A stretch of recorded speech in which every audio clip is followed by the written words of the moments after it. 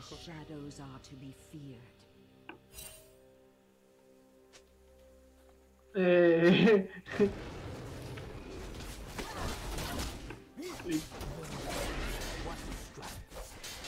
Gracias, parientes. Es mío. Una Q, una Q, una Q. Ah.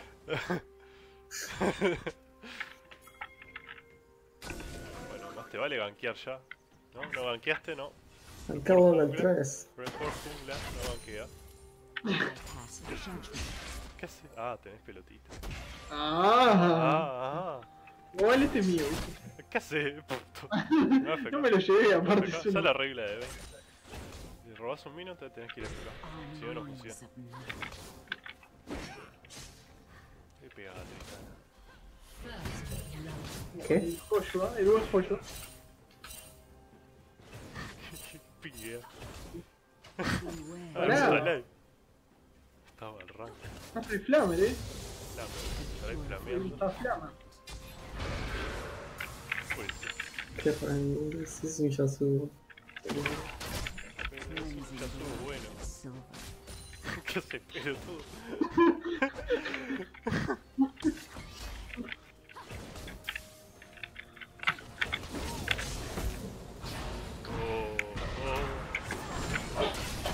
Ah, tenés la pelotita. Vení. No, alejate. Pedazo de trolo. Troll. Estoy carreando. Mira, este es mío. Qué pedazo de mierda. Mirá, y si vos no lo farmeas. Bloqueado.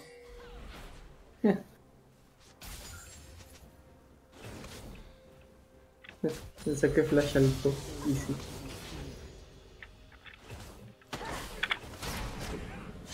Ah, no le estuneé por eso. Ahora este juego, si nos tiramos, se muere. Lo bueno que siendo jungla puedo Cerca la comer. matamos. Dale, vamos. Ah. Te tiraste a Ignite, boludo, que fue el pedo. Te tiré a Ignite. No, Ah, la puta madre, no. loco. Desapareció. No, mirá ese maestro G-Troll, boludo. Se murió contra un robo. ¿Sabes dónde estaba ese ramo? Estaba acá. No sé qué mierda hacía ahí. Estás troleando. Vení. Salí. No. Ah, te comiste la mano. Puto. Puedo chupar vida. Yo voy a vaquear. Si querés vaquear, aprovechá que está pusheado. Pero... quiero un espadón. No necesitas espadón. Espadón, sí. Me lo pego. No, pará de cumplir. El enorme imperio. ¿El Yasuo se va a morir?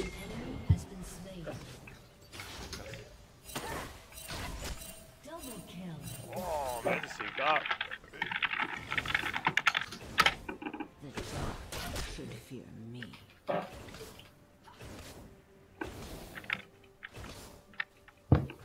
La desviaron a Garen, pero tipo lo desviaron horriblemente mal, tipo re lejos. Yasuo, el tráfico de Yasuo que se muere. ¿Qué fuera de su rango, chanta? Metiste Acá a... hay un lugar. Comételo. Comételo en el orto. Ah, Por flaco. bueno, flameo. Vení. Juega conmigo, Gusti, juega. Tomala. Ah, me pegaron por su culpa. ¿Qué fue eso? ¿Eh? ¿Qué hiciste? Oh. ¿Te carreo o no te carreo? Ahora sí tengo por espadón. Me castrola. ¡Ay no! Me van a matar. Ah, me prendieron fuego. Y sí, mátala. Hice todo Para mal, que pero no te importa. oía. La wea. Dale, ¿qué haces ahí? Dale ahí contra el Me rato. saca bien. Oh, mirate ese TP. No, te mata. Oh, te cabió. Te pegó. Qué mentira. Te pegó el básico y después flasheaste. Pará, ¿no viste cómo le maté a usted? No. ¿A la Morgana? ¿qué Me hiciste? tiró una cárcel y se me acercó, quedó en el rango de la lanza y le metió una lanza en la boca y What the fuck. se suicidó, básicamente. Qué lindo. Está troleando. Me gusta la eso. Easy. Y sí, 0-2. La troll.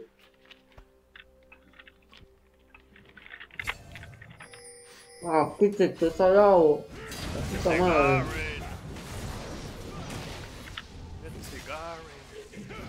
Ah, no le sabe pegar a la. Le voy a robar al alrededor. Tiene smite igual. ¿Qué es el tío? Carajo. No se Garen, papá. Este es Garen, papá. Son horribles, lo refieran.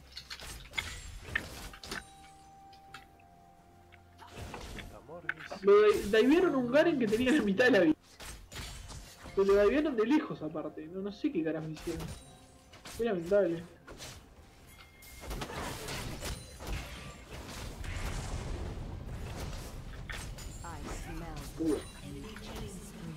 Vaya, subo.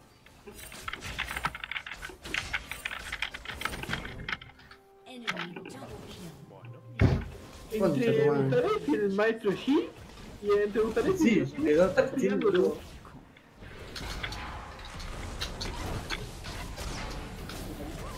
Saltó. Pero vos también diste 3 kills, Butaref. No. Tenía, tenía 2, iba a 0-2. Y Garen. Y ese loco iba a 0-3. 3-0. No importa, Garen carrera. Están pronunciando los dos. No importa, la carrera, Ay, qué lástima que justo te tiraste. La estuneó. No importa. Creo que la mato igual. Si le metemos una lanza y ya está. No, la mato ahora. Estaba aquí ando. Presionala. Vamos. Ah, muy bien. ¿Troleó? Estoy emocionado.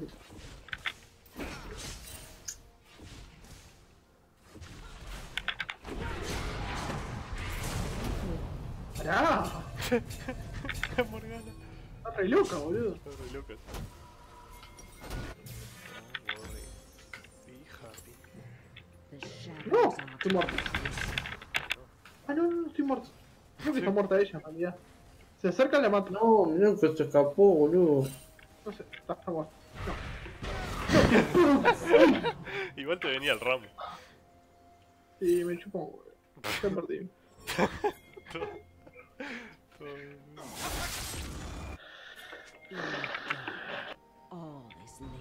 Está muerto ya, sí. Ay, el daño que comió. Mira, viene de Garen. Se escapa con la sombra, ya está.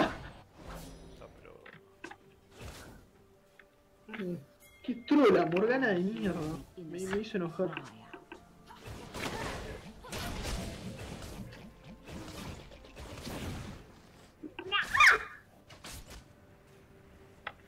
¿En cuánto empieza el coso? ya, creo que ya empezó. O ya debe estar por empezar. No, igual ahora debe estar hablando. Ah, sí, siempre hablan como 20 minutos. Ojo. Vale. Para que me ruteó. O sea, me pegó, pero... Dios mío. o sea, yo salté, entonces como que me lo comí lejos. Fue rarísimo. Sí, lo sé. Bien.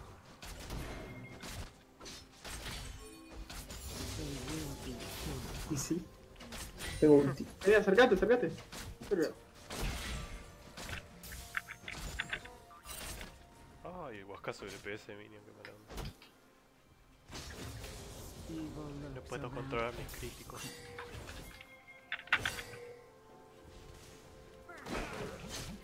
Vení. Salí. Pumba. Agarro la titana, la matás, ¿no? Sí. Vale. Oh, qué puta. Creo que si vienen ustedes, Tenía podemos justo haber matado al se quedó.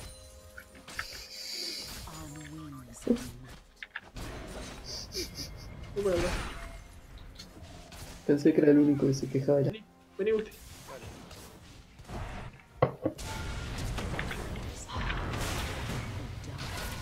Ahí, no, vale, no pasa nada, vos, qué verga. Unique. Ah, me salvó. Bien. Ay, no. Bueno, Qué verga. No, no me sirve eso. Ah, cada vez que tiro la Q me tira para atrás. Y...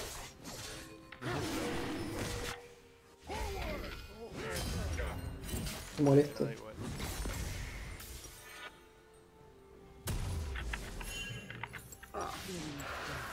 Me tiro para atrás. ayúdalo, ayúdalo. Garen. Está muerto, Está está muerto. muerto. No, no, no, no, no tiene maná ni vida. Ni cosa salí. Y sí. Qué boludo.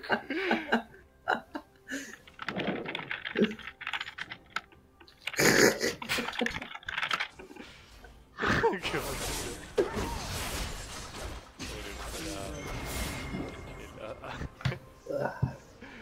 Tío. Tenemos el late, por favor. Claro. El top.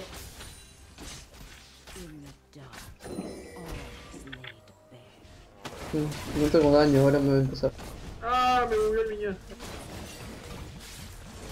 ¿Qué hay? Ah, está la Morgana acá. Están todos acá. Lo agarro y lo matamos. Ay, qué porra de mina. Ahora matamos. Bueno.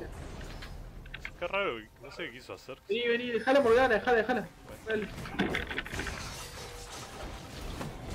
Oh, no. Ah, otra vez. Ah, se cagó igual. ¿Qué se va a cagar? Oh, Está Morgana por acá, color. sí, por eso.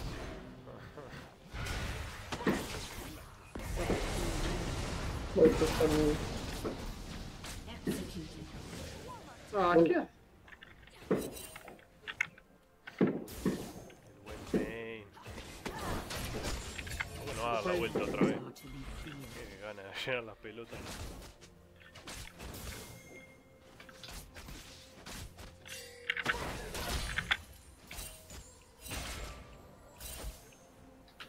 I smell black Así para mí dejáis.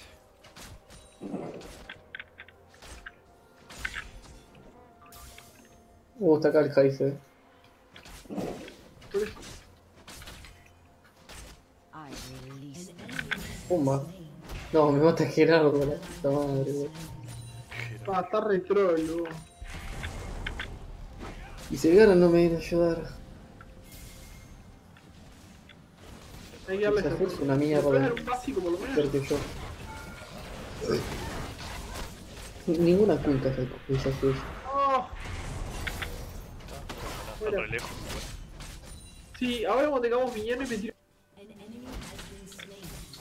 los matamos. Corre, no. Voy. Vamos. Nice. Bueno, ¿Por qué están tirando puentes? ¿qué? No sé, ya están tirando puentes acá afuera. Dale, Garen. Cuente. Ay, perdón, la costumbre de No, farmear. no cuenten más conmigo, voy a farmear, dice. lurks around. Que ya subo.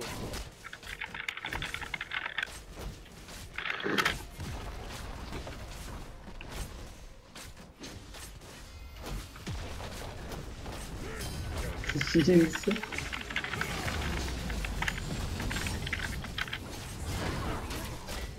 Ah, está re duro ese bicho.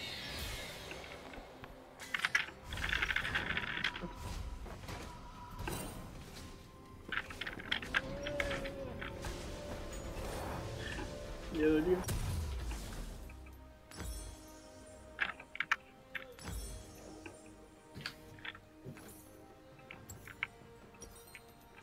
On wings of night.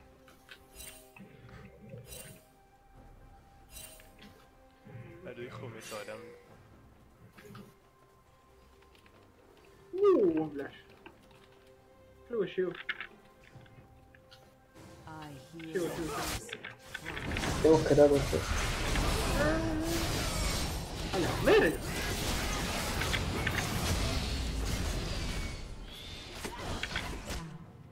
Ah, flashó. Mira lo que saca muy boludo. Joder. ¿Tienes flash? Está Tristana ahí, ten cuidado. Ah, yo estoy regalado acá. Qué Tengo flash barra. que metí, Dios mío. Tengo barra. Bueno, ¿tenés war? No. No puedo, no. Vamos a ver.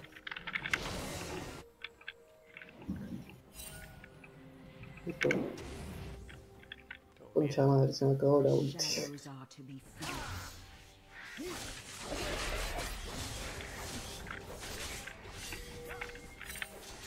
Buena suerte, bueno.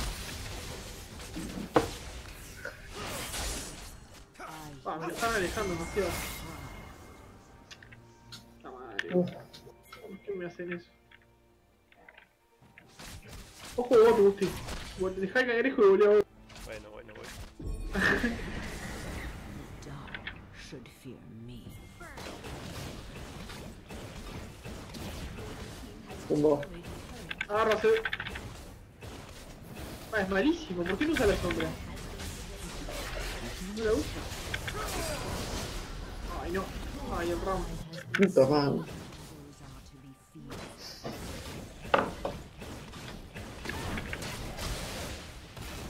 Voy, salto, Gusti. Me cagó.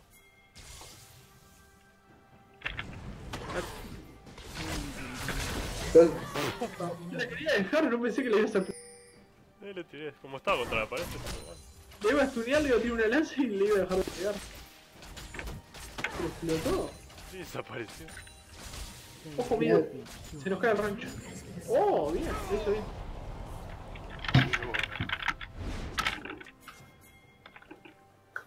Qué mierda.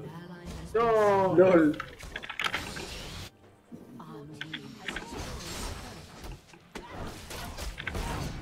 No, qué una asistencia, loco. ¿Qué pasa?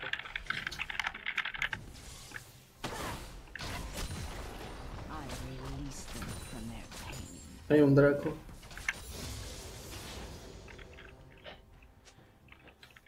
Y vamos a darle. Mamita sola en lo oscuro. Evil lurks around everything. Ya está la puta. Vos te parás acá y cancelás la animación de la vueltita porque te das contra la pared. No, sí. Está de más. Voy. Desapareció. ¿Qué querías?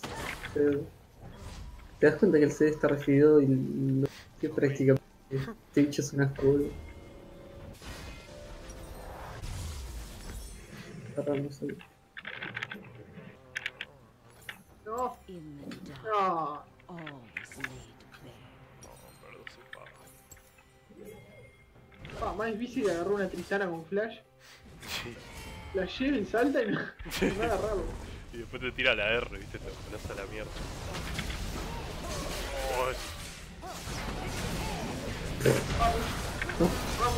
Vamos. No. Está más que un boludo ese. te la Muy bien. Borgis. Y la R no te evita lo demás. Pues ya se te había ido. Ah, de ralentización. Bueno, palo, si había ulteado solo. La de ralentización. Carajo. ¿Qué carajo es usted? Me exploté, boludo.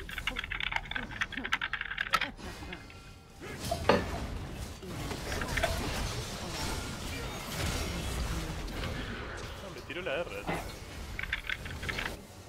Garen.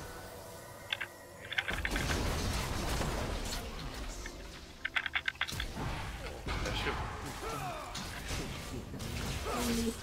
Ole. Qué ayuda.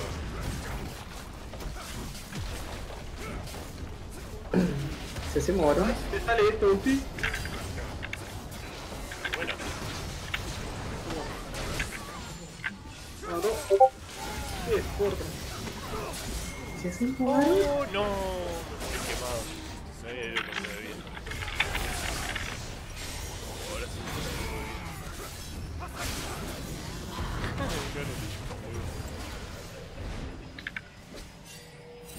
Ah, está de Sune. Hola. Ya terminamos. Estamos por ganar. Creo. No, yo con Naro no juego. ¿Con quién? Pobre de Sune. Lo decís era varón y te mandaste de boca para abajo de las torres. No, si los estás llamando desde hoy, boludo. Mirá mis llamadas. Sé Pero cómo estábamos- ves que está haciendo Llamada. yo. Pero ya habían tirado inhibidores, se quedaron peleando. Contestame el teléfono. Mirá. Pillaron. Me lo soleo, ya está.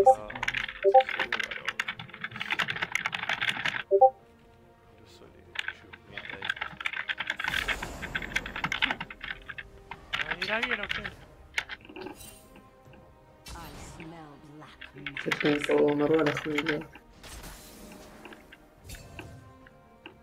¿Por qué Garen tiene 4000 de oro? El otro.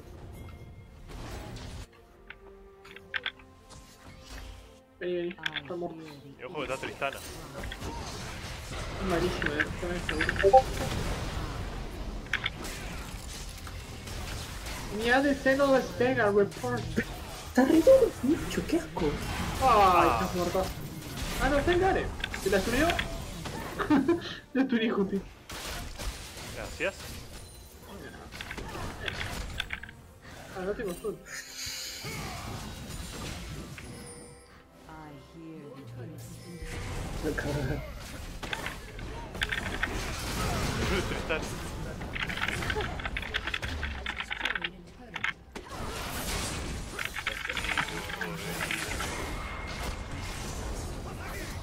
Oh.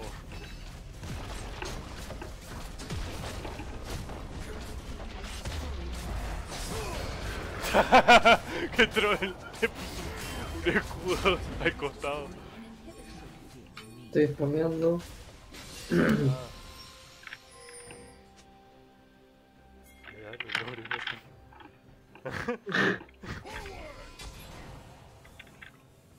The shadows are to be feared. Yo necesito Nori para una llave. Funciona. Padre, el tema del coso.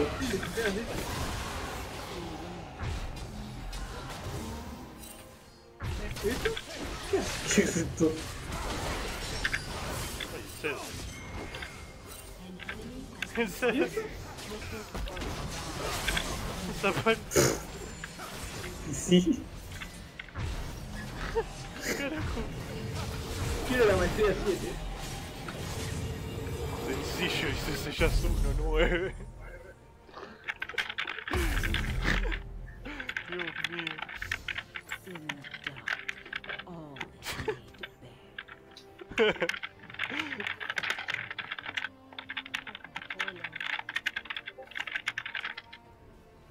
Esto lo veremos. Mejor ya sube. Ya tengo mi sitio.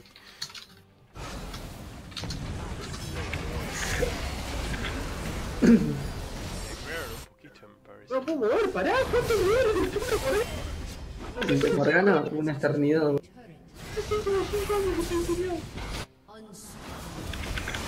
No me necesitan, yo farmeo, además. Ayuda, el armadillo. Es un punto cegado, weón. Yo haciéndome dragón acá. No te lo haces, no te lo haces.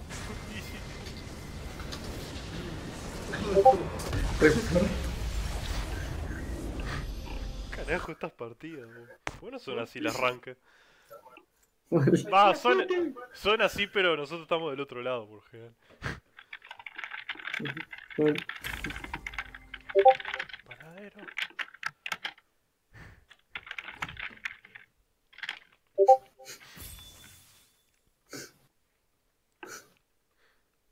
Oh. a los dientes ya. Boludo, las 3 partidas que jugué con Panteón, 13 se más.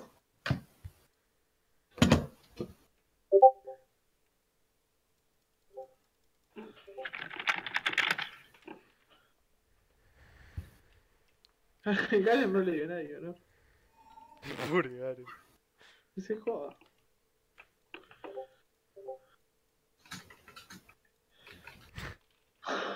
Bueno, yo me voy. Mañana me voy a levantar temprano.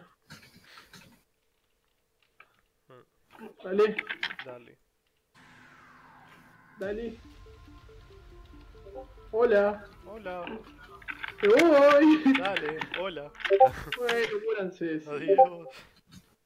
The Hola. questions about which group was Nos stronger vemos. and which group was weaker. Yeah. Those Nos debates are vemos. always going to exist, especially Nos when you vemos. have fans of a team in one group and fans in a team of another talking about, oh well, my team could have done better or your team could have done better. But once you move on from the group stage and you get to this bracket stage and you get to see those teams go head to head, well, all the question marks wash away because this is where the better team is truly going to prevail. 5 games, plenty of time to adapt in between each individual game, change up the game plan. We heard the analysts talk about that a little bit as well. And honestly, that plays such a big role when you get to this part. I think the key word that I take from that as well is the fact that it's a best of 5. So not only is the context of which group stronger going to be decided, perhaps which region going to be stronger as well, we also find out who can adapt the best if they lose. We haven't seen Cloud9 really get pushed to their limits, get pushed past the 30-minute mark, losing the game. 15 minutes of a disaster against the Direwolves, and they managed to win in 12 minutes after that. It's just, like, incredible to watch how they've been able to get these wins, but I really do believe that Lion are a side that can push them to their limits, and we might see something different from them. It should be fun to see if Lion can make them sweat a little bit like they did to Team WE, a team that everybody was originally saying was the strongest looking team in the play-ins. Cloud9 stepped up and said, hey, we're looking pretty good too, and I'd be lying if I said that Lion didn't do the same. Now we'll get to see these two go head-to-head into Champion Select for the first time tonight. Cloud9 going to start off banning away some tankier options. Braum and Maokai taken off the table, while the response from Lion Gaming is to remove Jarvan and Rakan from the pool. Yeah, the broadband, very much a lot of respect being paid to Lion Gaming, taking that one away. Rakan as well, just a very strong champion in his own right, the most seen support throughout all of the play-ins tournament. The J4, the Maokai, the Galio, very much standard. I like that they're getting rid of the 2 flexes, however, between the Galio and the J4 respectively. Starts to limit what the first rotations of the picks can be, because flexes are usually the optimal choice. Yep, the Galio taken out, the Cho'Gath also taken out by Lion Gaming, and it looks like Cloud9 is going to go ahead and look towards that 80 carry position for their first pick, locking in the Kalista for Sneaky. And that's a really big win. Kalista for Sneaky, as we are getting some champions on the opposing side of the rift here. But just to quickly hit that, I mean, Kalista's a champion that's been banned more than she's been picked by quite a substantial number. The fact that she's even been let through at all is a major cause for concern. And speaking about things being let through, Sejuani picked up by Lion Gaming. This champion, I believe, is at 100% pick ban right now throughout the play-in group stage. It's going to maintain that now going into the bracket knockout stage itself. Not really much of a bracket. I mean, the start and end of the bracket is the same place, but it is the knockout stage, and it will continue to trend towards Sejuani with some more tankiness and horns also being picked up in the form of the Alistair.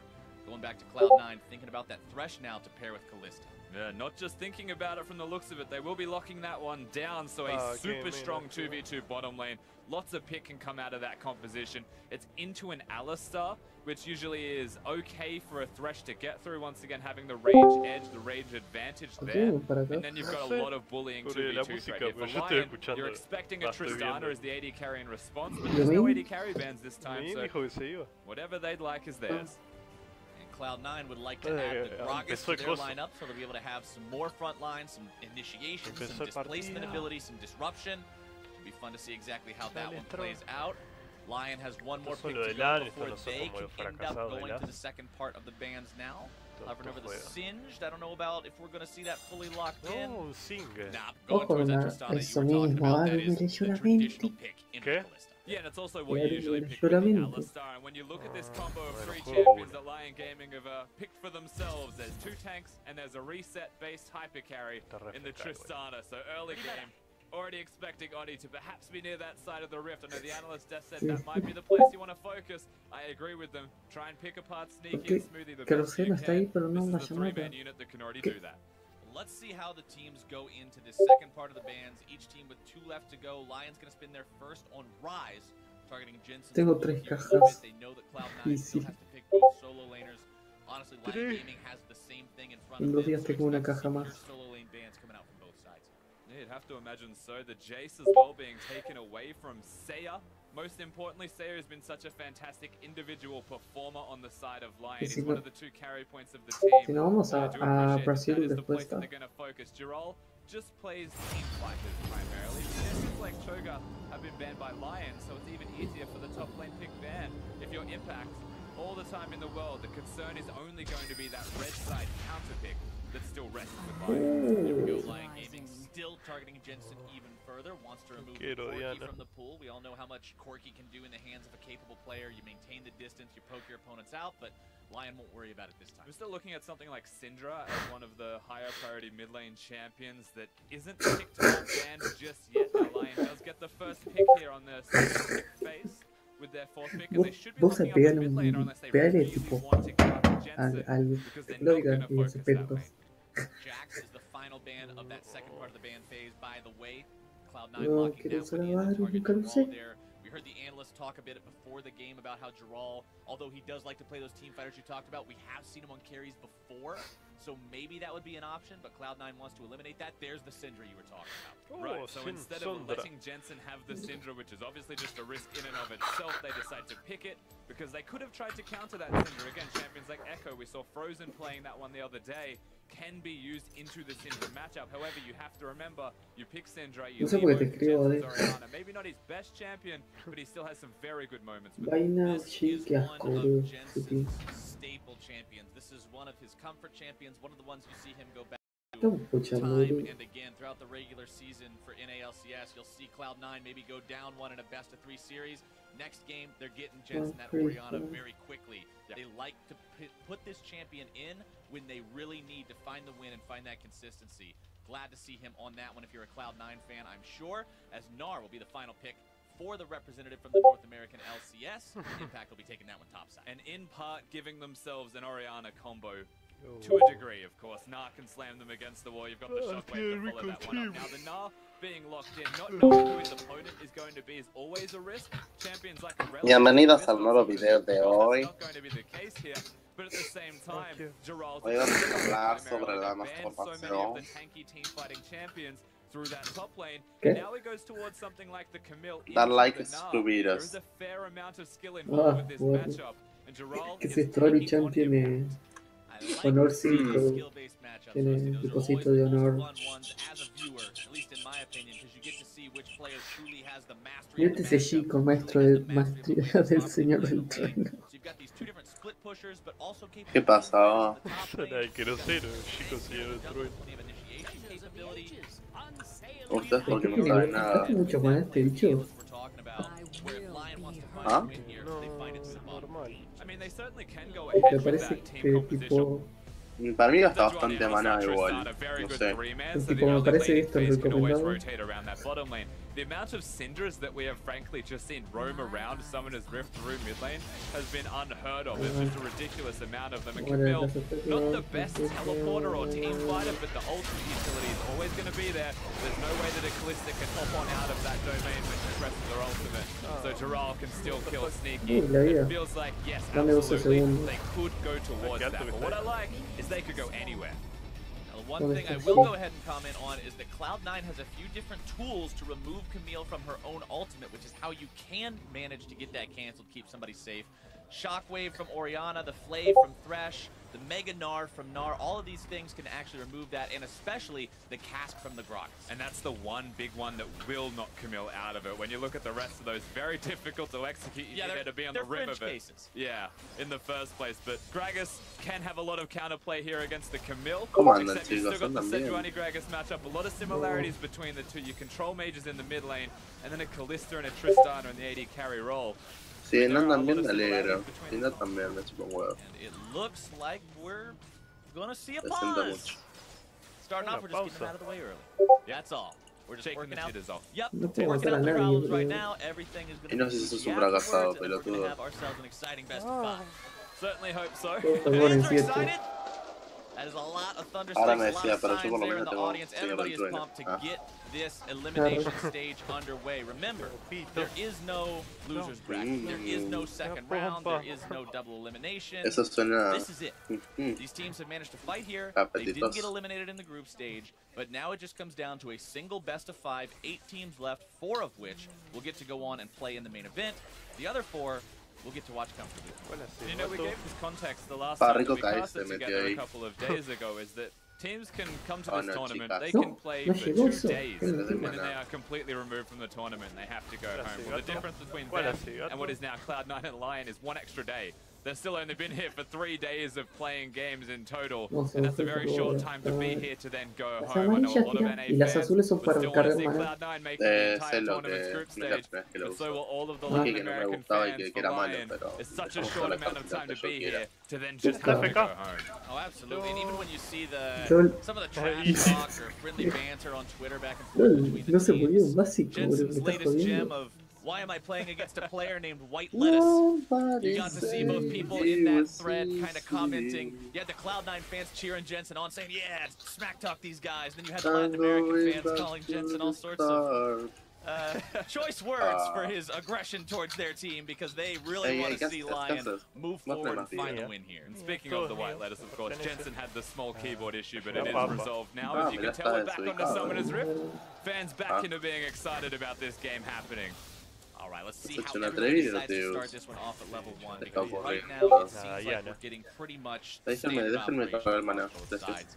Everybody taking those defensive positions. You see Estás a hecho very un early atrevido, control sí. board actually placed down by the side of Lion on the edge of their El jungle. árbol ahí. Keep an extra eye out as they move towards that bottom part of the map.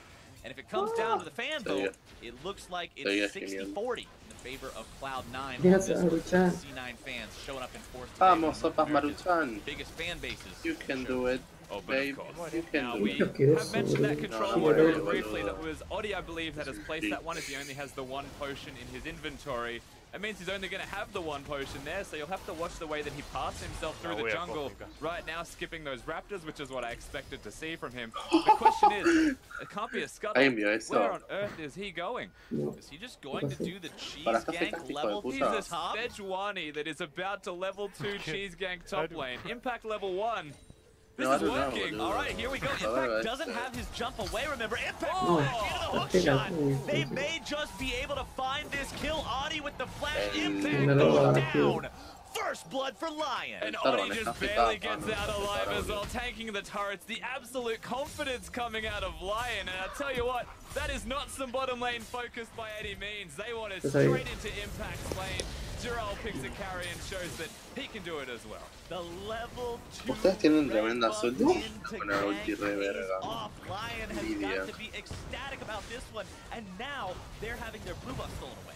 Now we get to see this one again. Of Oh, course, sí, the blue buff is asqueroso, going to el be taken cáncer. away. Impact never would have seen this coming. He Atacado, probably pero- should have flashed at the moment that Odi threw out his first spell, but Giral, that was so classy coming out of the top laner of Classy. Lion. Just enough damage down to That kill was so Gnar. classy. It was very So close classy. between Sejuani dying Bueno, for a tú ves. trade for the 1-for-1, and perhaps not even getting the kill in the first place at all.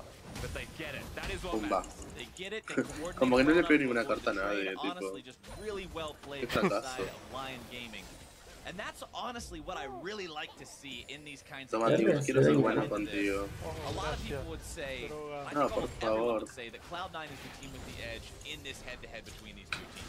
So if you're the team that has their work cut out, Wow. if you're the team making that uphill battle, you've got to be creative. You've got to find different ways to ¿Y a find mí? these leads. ¿Y mi Put yourself asistencia? in a spot where you're no longer Mi the asistencia. You're the ones that now Pero have siempre to be feared. You're the pensando en la ones asistencia, people vos. saying, okay, well, maybe they're Chicos, gonna walk saliste away bien al from it. Gino. That kind Diga of la creative verdad. decision-making, that unexpected play. Yeah, Pumba, and it wasn't este even just básico. creative, it was Lo que se ha stylish, but it was hecho. confident. They had the confidence to make a play like that in a best-of-5 elimination round to knock yourself out of Pumba. Worlds. Ah, oh, no Ward se has muere. spotted them, but Qué Smoothie may bonito. still get Gentix here.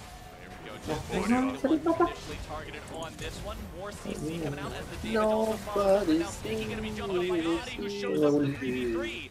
Contract still staying on the front line. Smoothie going to be looking for more. Esa es la que damage hacen as todos well. los He's bares en down el onto canal. Gentix. There comes your Que se body ponen slam. acá, Tying the hacen game up tipo 1-1.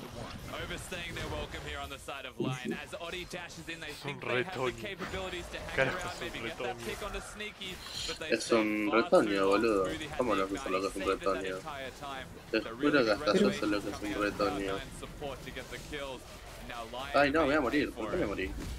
Lion, they've got one Lo kill de on estas their señales. jungler, but Cloud9 getting the kill onto their own jungler keeps things No, honestly es un just retoño, Gil. par for the course back and forth between these two ¿Por qué tenemos una FK? ¿Cómo llegó hasta ahí si está FK? I always enjoyed the discussion of do you want the money on your jungler or not? Quiero también People esta were looking at how FK. that money got there. And the good thing is that they pero eso no focused es Gentic. Now he flashes at the correct time to dodge the hook.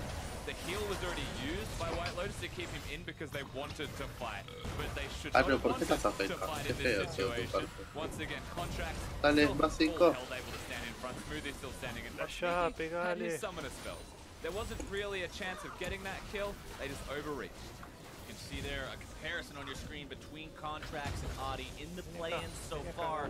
Contracts a higher jungle proximity means he's spending more time around his laners. He's got a higher kill assist at 15, and he's first out of everybody in damage percentage of his team. This guy is putting up Mira que pegas a Nami, impressive papá. numbers as we go on, La and pe- that's why you gotta respect him. If you're Lion, Sí, No te le pero metas acá- porque estás de freno. counterplay there, it doesn't mean Casi you're se le gonna puedo dar a la That's Vayne. almost double the damage percentage of any No, other qué jungler in this entire Yeah. tournament. He has been doing so much work contracts. Oh, This time sí. around he's on the Gragas. He's going to be What the building shit? tankies. What the That shit? damage Oh, casi. may go down, but so far he's even got that first kill. He's got his share and everything. Very impressive start to the tournament from him. No, no, no, no, no, no, no, raja de ahí, boludo. The dust has settled on the Pumba. kills. ¿Cómo te sale de Top perra? lane jungle, the farm's pretty much even. Bottom lane, where a lot of that gold lead is coming from, as you can see Sneaky building himself up about a 15 Tenés que ser mi CS perra, lead yo te over salvé. White Lotus Tristana. Now that Y they nadie can más te still hubiera go for salvado, this sí. at any moment, Pará, me especially botó when the Nami, lead what is the gone. fuck? Sejuani is hanging around. Sí, Jarell's te up mató at 6, Nami. which is why they can. Impact Vos can't que va force 3-2 the esa Nami, vos. The reason that they wanted to do that around the Mega Gnar timing as well is because a lot of Gnars, to No, harass no, their no, lane no. opponents, may just use Y the el ult Jarvan sigue to take AFK, control sí. of the lane when they come back to mini form. No, Ahí eso They no volvió. veo. can use and abuse that range advantage and that movement speed advantage. They don't get the gank off this time, but I like the idea coming out of Lion. Impact's just too hard to gank, it seems. You also see a lot of wards placed down ¿Qué by más Lion señales, Gaming tarado? in the top part of the river, really keeping an eye on if Impact is calling Contracts up Oh, with y sí. any kind of help, whether he's coming over the wall, walking up the river itself.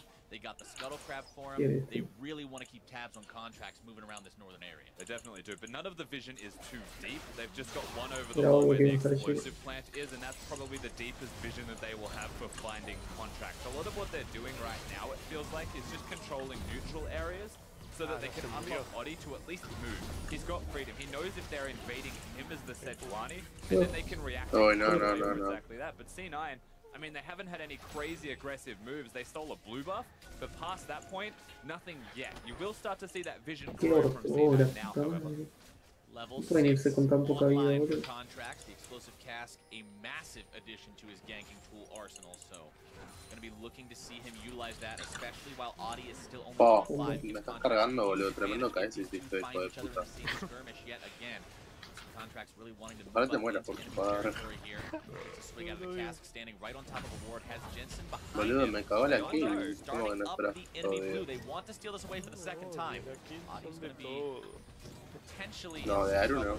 Trying to go in quickly ahead of the rest of the team, but Seiya says, nope, I'm taking this away. Get back in. We're going to make it impatient. We're going to throw it off to the side, and you can't have it. Reset, can't quite get there. So well done from Say to auto attack it one more time, redirect the aggro of blue buff. locura de Maybe Nami, they ¿no? still get it. I actually don't think they will because Me they mola wasted este campeón, way too much locura. time. White Lotus and Genthix wanted nothing to Oh, do mira with cómo that. esquivé eso, But here papá. comes Sejuani, it's a counter gang. Tomen, yo no voy a estar ahí. Hook, but now he's got to be pulled to Me safety interesa. by Sneaky, and that is the power of Ballistic. Oh, this Pumba. time Gragas has been hovering around the area. Ah, la It's just mataste. so hard to kill a Callista or Ah, a Thresh again. haciendo Not just señales. the Callista ultimate, it's the Lantern. But what that does mean is they can catch Thresh now simply because there is no Callista ultimate. Much longer cooldown than that of a Lantern if Callista is caught out of position. He's going to have to play a little bit safer down here. Cloud9 is going to have to think a bit more if they want to go aggressive. Contracts Bueno, again. bueno. Going to be looking to steal this blue buff away, but Seiya, Here we go again. once Estaba más more raros. with the Está re tether, divertido aparte. not allowing these sort of shenanigans. Tengo to go posicionado down. ahí, Audi ¿no? jumps in and Smite secures. That's just tragic for Seiya above all else, however, because he doesn't get that blue buff. Now, his Lost Chapter will give him some mana for the moment, but he's one wave off having to recall. So Cloud9 knowing exactly that, yes, Odi gets it, and yes, it denies it from Contract, they've got the ability to make the play. Pumba. And this Mira se eso, lleva toda la papá. kill. to make once the Infernal Drake, typically Creo que the me lo voy a highest comprar. value Drake if you look at what puro teams KS. prioritize. ¿Te lo vas a comprar un año? Oh, mira, la ulti, viene la ulti más rápida del mundo, corran. Me salvé. Me mata todo con la ola. Very cute Vale. play from Cloud9, but Tipo mostly because their mariposo. bottom lane still has control of the 2v2. Is that allowed to Dale, happen at all? dale, Remember dale, the amount of dale, times dale, that Sneaky and Smoothie Bien, qué left rica. their Dale. lane casually, walk towards the enemy blue buff, now towards the Drake, and there's no trade or Lo contest importante es que available murió for el White G, creo. Lotus and Es lo Genting, más importante. is the biggest sí. reason that C9 are getting all of these things right now.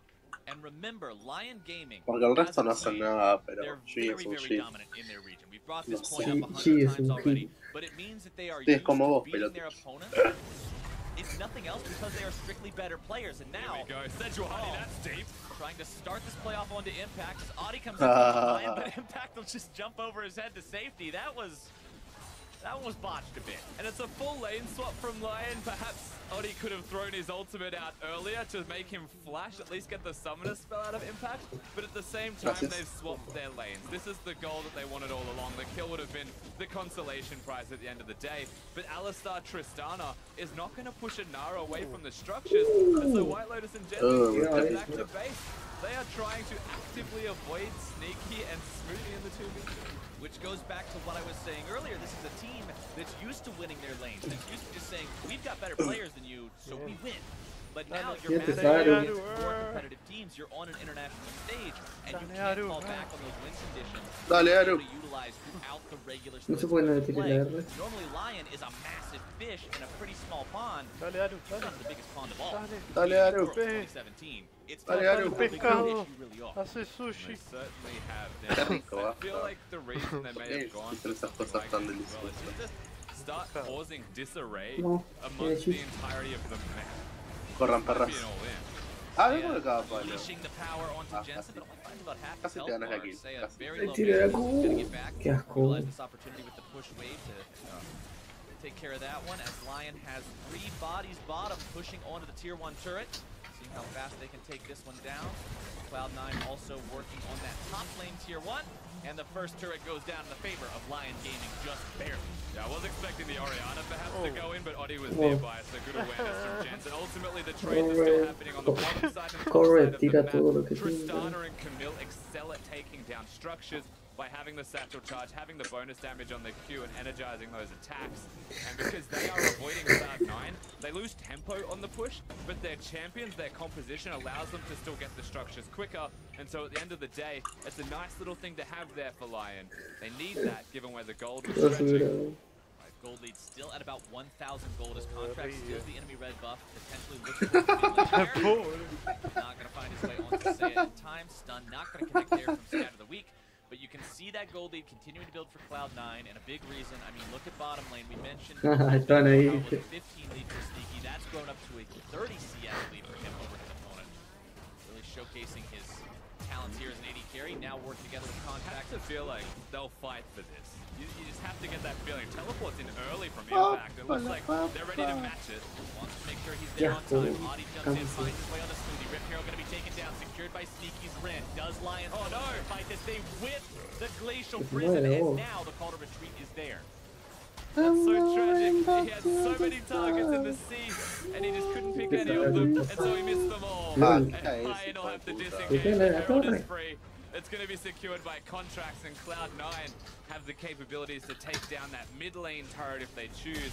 Or Dale, pele, Lion pele, la quiero continue morir. to side lane, continue to try and pressure and mismatch the game. Well, then you can get 2 turrets perhaps on the bottom side of the rift, which is the other place they would be looking. That feels so bad if you're Lion. Ah, le Lots vas a tener un par de everybody reportes. there, you put all that effort Yeah. into it, only to have the El Glacial carreo. Prison miss, and then you call the Sí, whole bueno. thing Dale un carrito off. for the victory. Very unfortunate for Le them. hago honor y Frozen la Mallet now reportada. up and running, by the way, on Impact. Means he's going to be so annoying. If he Quedaron, actually ¿no? Para lands ser a bueno. single auto attack on anyone, he can stick to them Te forever. re tipo report River y te va todo. We're starting to see these first item power spikes hit for a lot of champions across the map right now, Rusty. The Frozen Mallet has so much use as well against the team composition out of Lion. And speaking of Gerald, maybe in trouble in a minute if he overextends. And so when you look at it, Camille ¿Cuánto vi la goes foto que forwards, really pasaste? struggles at going backwards when she's forwards. Alistar can only really Veo go la one misma direction que himself este. also. Contracts really wants this blue buff.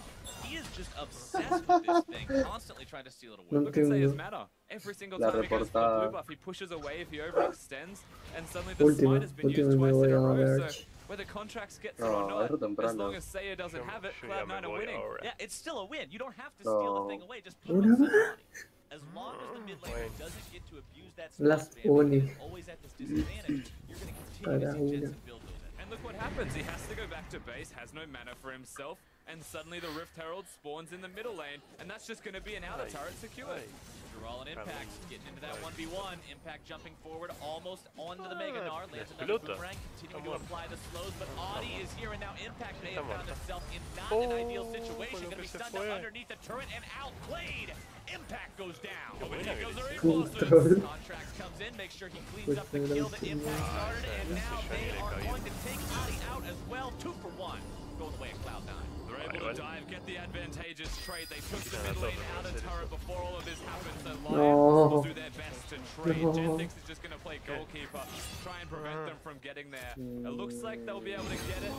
They might not because the Tristana left early, and they can get out. Tenemos full daño, y Malphite, o sea, Ruchan, explota gente con la ulti y nosotros tiramos todo. ¿Y yo qué hago? AP, hacételo. Hacételo AP, sí. ¿Por qué con claridad? Maestría de tanque. Para el mana parado. Sigo spawnando mana. Everyone relax, we're trying to play macro League of Legends and mid laners are just butting heads. Top side, White Lotus and Gentix trying to get this No sirve, pero no. Un pito. No, te recomiendo la otra, la del toque de la muerte digna, creo. No, es mejor, creo. No. Yeah, now once again, Frozen Mallet on the Gnar. Dural chooses to go out, and so there's always the chance that Impact can go forwards. He's got that Frozen Mallet, he's dying, he's flashed, and then he's done absolutely nothing after the flash, and at that time, Centrality's come in. Really makes you wonder what Impact was planning. The Contract, he's got his back. Then all of the reinforcements arrive, and it's not just Contracts that's got him. Good turret aggro juggling, the fact that it goes to Smoothie after Contracts, and doesn't go to Sneaky. And honestly, Impact was one auto away from being able to take Dural down there. But one auto is sometimes just enough to tilt you into killing yourself underneath the tier 1 turret, which unfortunately for Impact happened, but fortunately for him, the rest of the team is there. 3-2, the game in the favor of Cloud9 by a little bit over 2,000 gold as they push forward, thinking about trying to steal away this red buff. Oh, mirate esa skin. Todos tenemos skin excepto a luchar. Y Urgo, pantalón.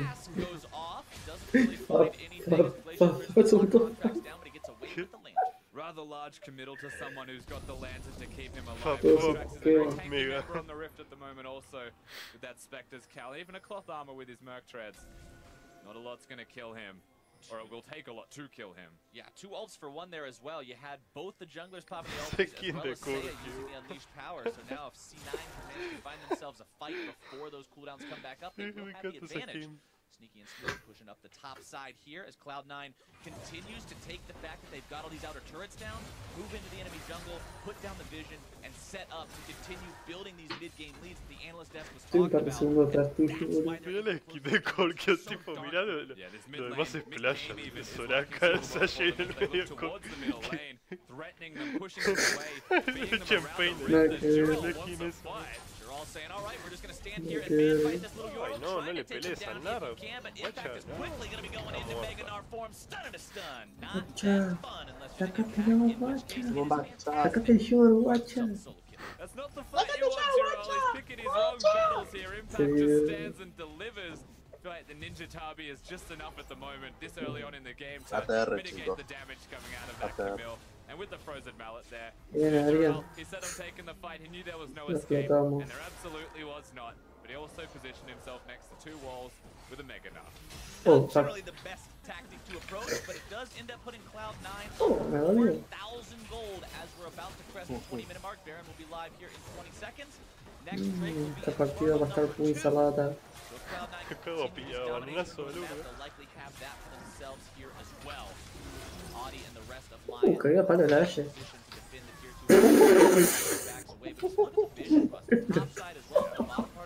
Me flotó, boludo.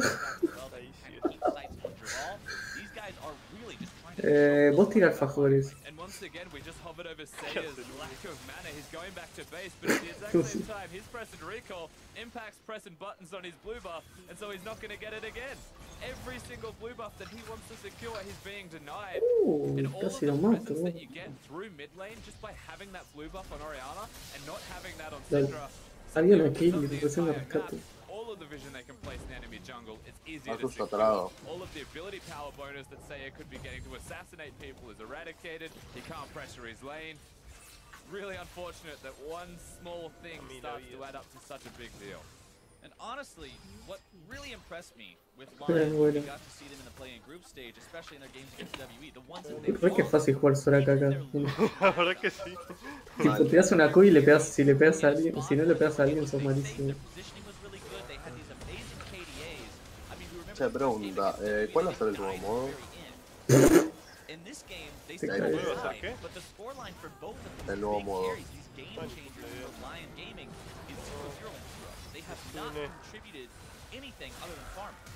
Me salgo con el Garen. Gracias, compadre.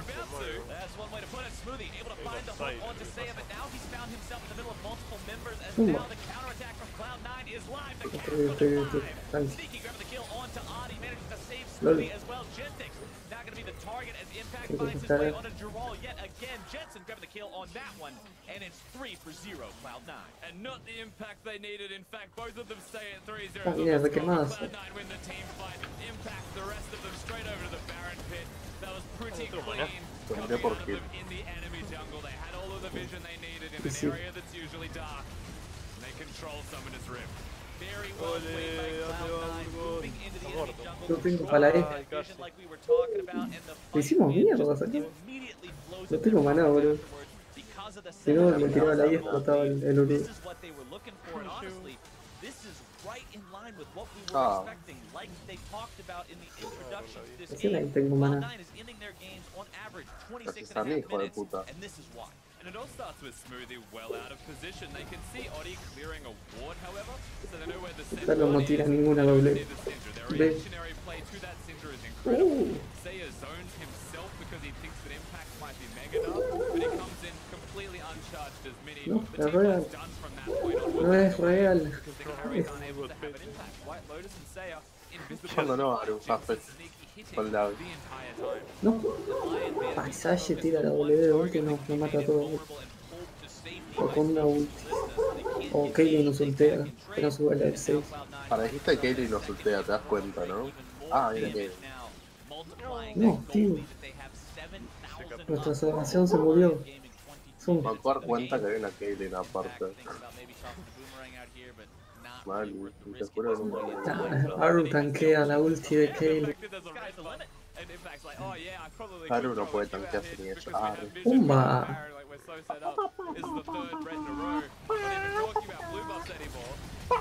Ah, era mi KS victorioso. Qué Vamos a ver, boludo. A ver si me puedo suicidar.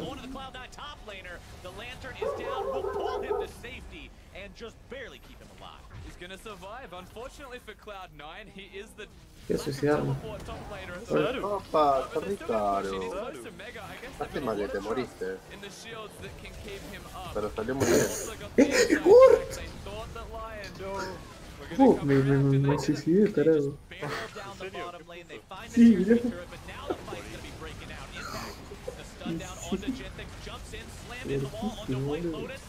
Ay, ¿qué hizo? Tiró la S en la pelota, la Syndra. ¿Hay una Syndra? ¿Dónde? No, tarado. ¿Qué? What the fuck? Porque está mirando esto, no me sale el nombre. ¿Qué es esto, no?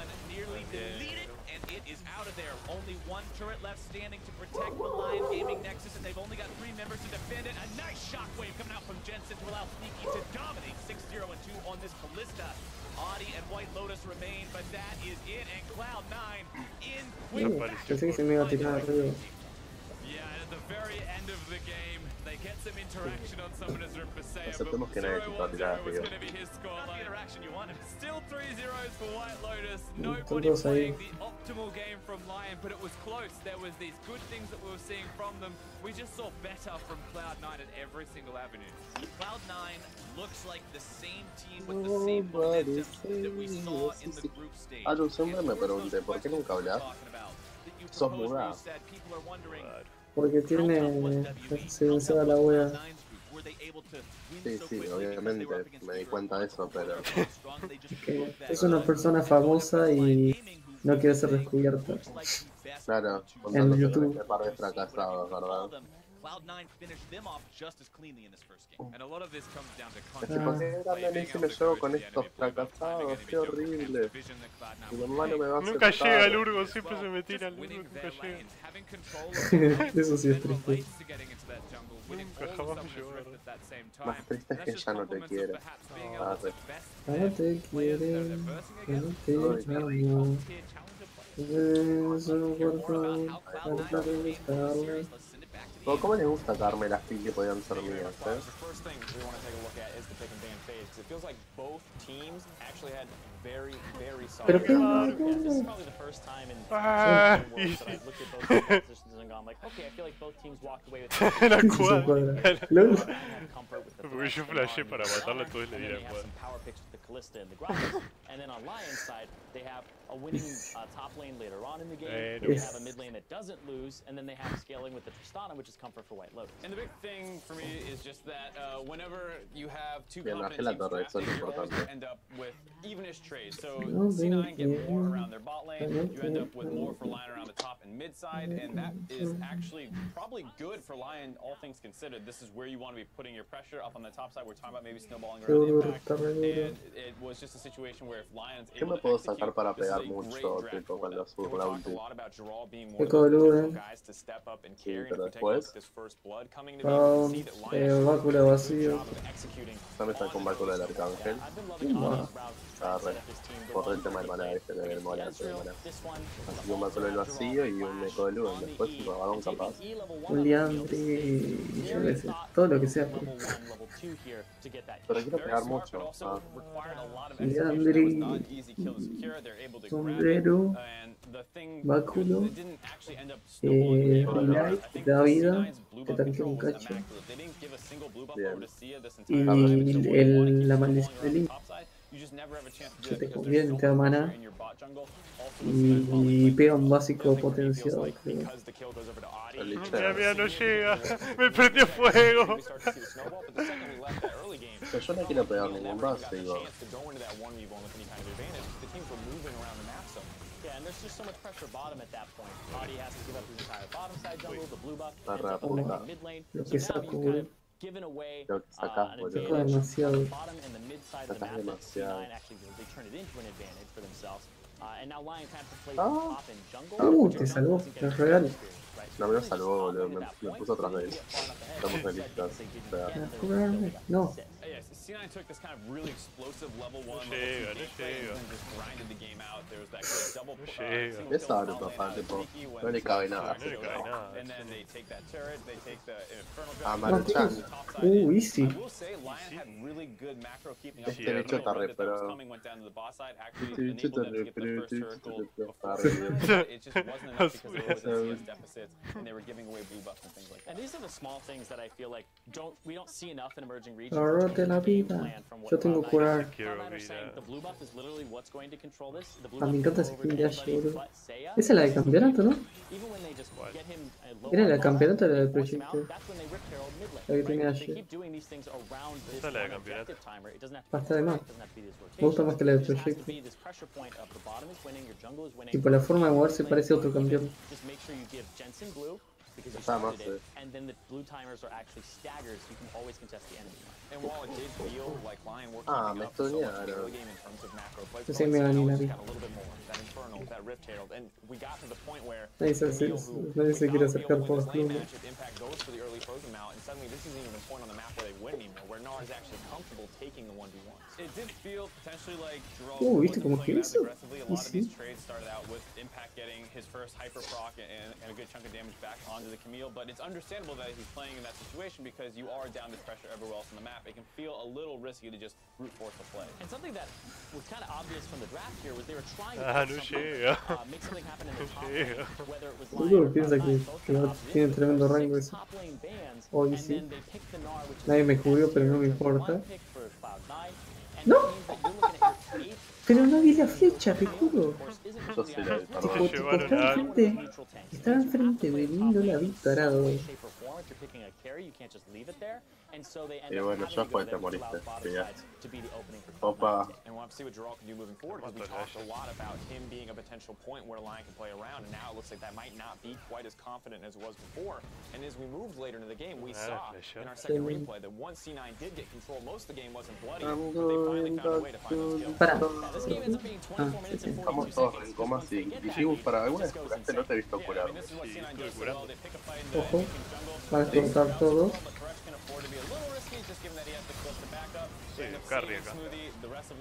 Y yo me lo farmeo todo, papá. Y yo, que me robaron todas las kills. Oh, easy. Lo que saco, papá. There was one play, I swear, go back and rewatch this. He hooks White Lotus and then the Alistar goes for the counter engage and he plays him out of his head. But it's those little plays that, you know, like Irene saying... En realidad me sirve tenerte porque corro más rápido hacia vos si tenés poca vida. Aguante la pasiva, Soraka. Ah, me confunde las habilidades de Ashe. ¿Cómo son las que nuevas? A veces hay que tener gente. Ojalá te mueras, boludo. Ah, pero yo soy bueno. Yo la quería. Oh, menos mal que no me ultió. No. Pero sí, ¿no? Corran, corran. Ah, cagó. Resources down to your bot side. Again, the favorable lane matchup, because even though Alistar Triss can putting a lot of resources top, your bot lane can't. They had to see level 3 to the Callista Thresh. Yeah, Callista Thresh is that combination that kind of emerged during Rift Rivals, right? Even throwing Rakan in there too. Gordo feo, no llega. Ya, mira, lo tuneo, ruteado, está muerto. Yo estoy deleteando gente de otra vez. Una vez que le pego un primer básico, no los hago mierda, no pasa. Prácticamente. Es muy importante eso que contás, ¿no? Pero bueno, este manga a nadie le importa. Buena. Buenísimo. No, me voy a morir.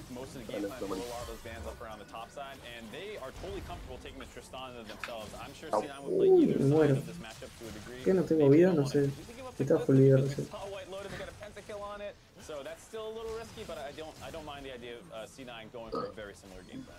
All right, we'll see what the adaptation is. Cloud9 struck the first blow. We're going to see if Lion Gaming can fight back in game 2 as the series continues right after this. Esta no necesita vida. No. Perra, perra. ¿Dónde vas, Kenny? Ah, me mata. La otra quiso tirarla otra vez. En un momento me tenía que poner todo 4000 de oro. Pumba, Matías, a Zaira y no sé cómo, boludo. Bien. En cuanto a que Maruchan va mejor que esto por lejos, ¿no?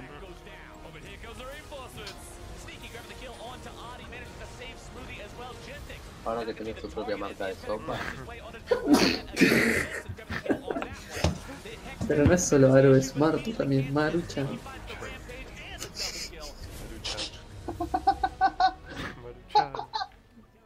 ¿O por qué no inventamos tipo Acer Berreta, Martuchan? Marmaruchan.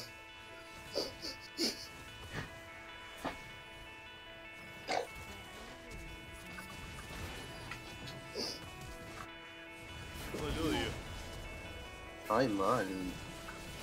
Cálmate, mijo, que recién salí de la base. cheto. Ay, no. Imagina que muera. No me gusta gente morir.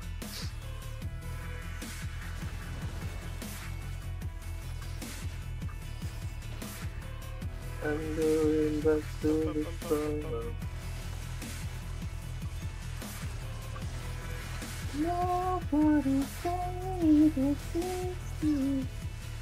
Oh, la R de Burgos. ¡Ole! No fue la R de Burgos, fue la R de Salamanca. Ah, me está cagando palo la H.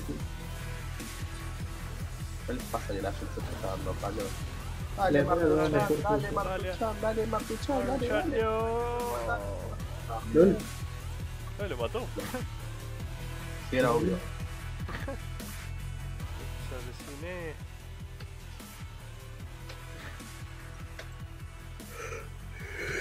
En nuestra vamos a luchar.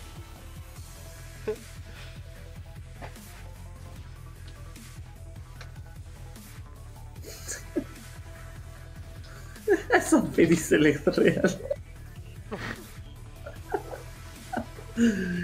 Buenísimo. Esta unidad está inspirada por un super súbito. ¿Qué es esto? Esto es nuevo. ¿Eh?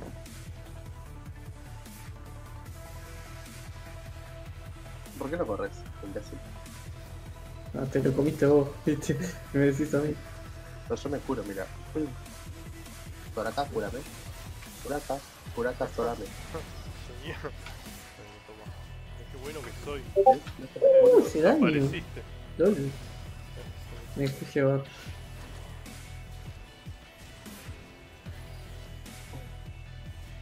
Maruca, sorame. No sabía hablar, chicos. Yo no entendía bien la conjugación de palabras. Y era Maruca, sorame. Maruca, una curita, Maruca. Sí, sí. Le digo a Luchan de Sune que no me estés curando. No te vende más sopa, Gil. Oh, mirá cómo te tapó la R, la Aru. No me tapó ninguna R, o sí. Dale, Burgo, tírate. Ay, ¡Flash y no llegó!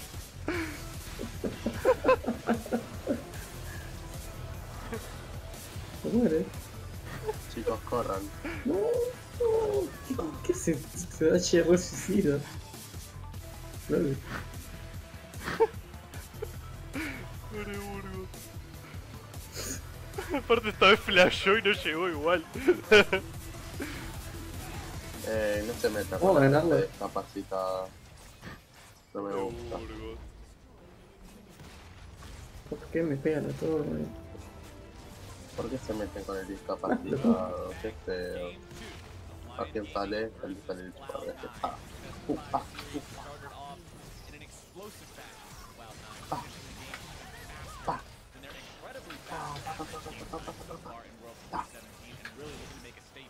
Ay, nunca me llevo las kills.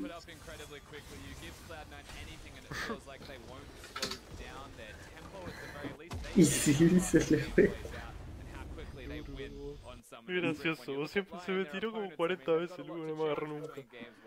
La sopa se ganó. No me subo. Pongan eso, por favor. You look at Lion and you look at their performance in the play-in group stage, and you saw a team that was good at team fighting, that was good at micro, and the macro felt a little not so there, so they lost. Yeah, and then the elimination stage, they go into it, and it's like they recognize their mistake. They were like, you know, macro's the problem. Let's focus on Ay, le di a macro. buscar la X. Y de real metió más daño que Where's yo. the team fighting? Where's the micro? And it seems like Lion's struggling to have their cake and eat it too. Bueno, me voy a la They verga. tried so hard, you know, Bueno, all they did was chao. macro, No, macro, no. macro. They fixed the problem, but ultimately, yeah, they've Adiós. lost the other parts while they were getting all that macro down. Adiós, And that to me is Maruchan. ultimately the Adiós, difference. You know, when we watch Grosen. Lion play against Team WE, maybe they did lose in the macro, but they had like a 7-kill mid lane, they had a 5-kill Cogmore running around on Summoner's Rift. That could maybe win a team fight just because of the champions they chose.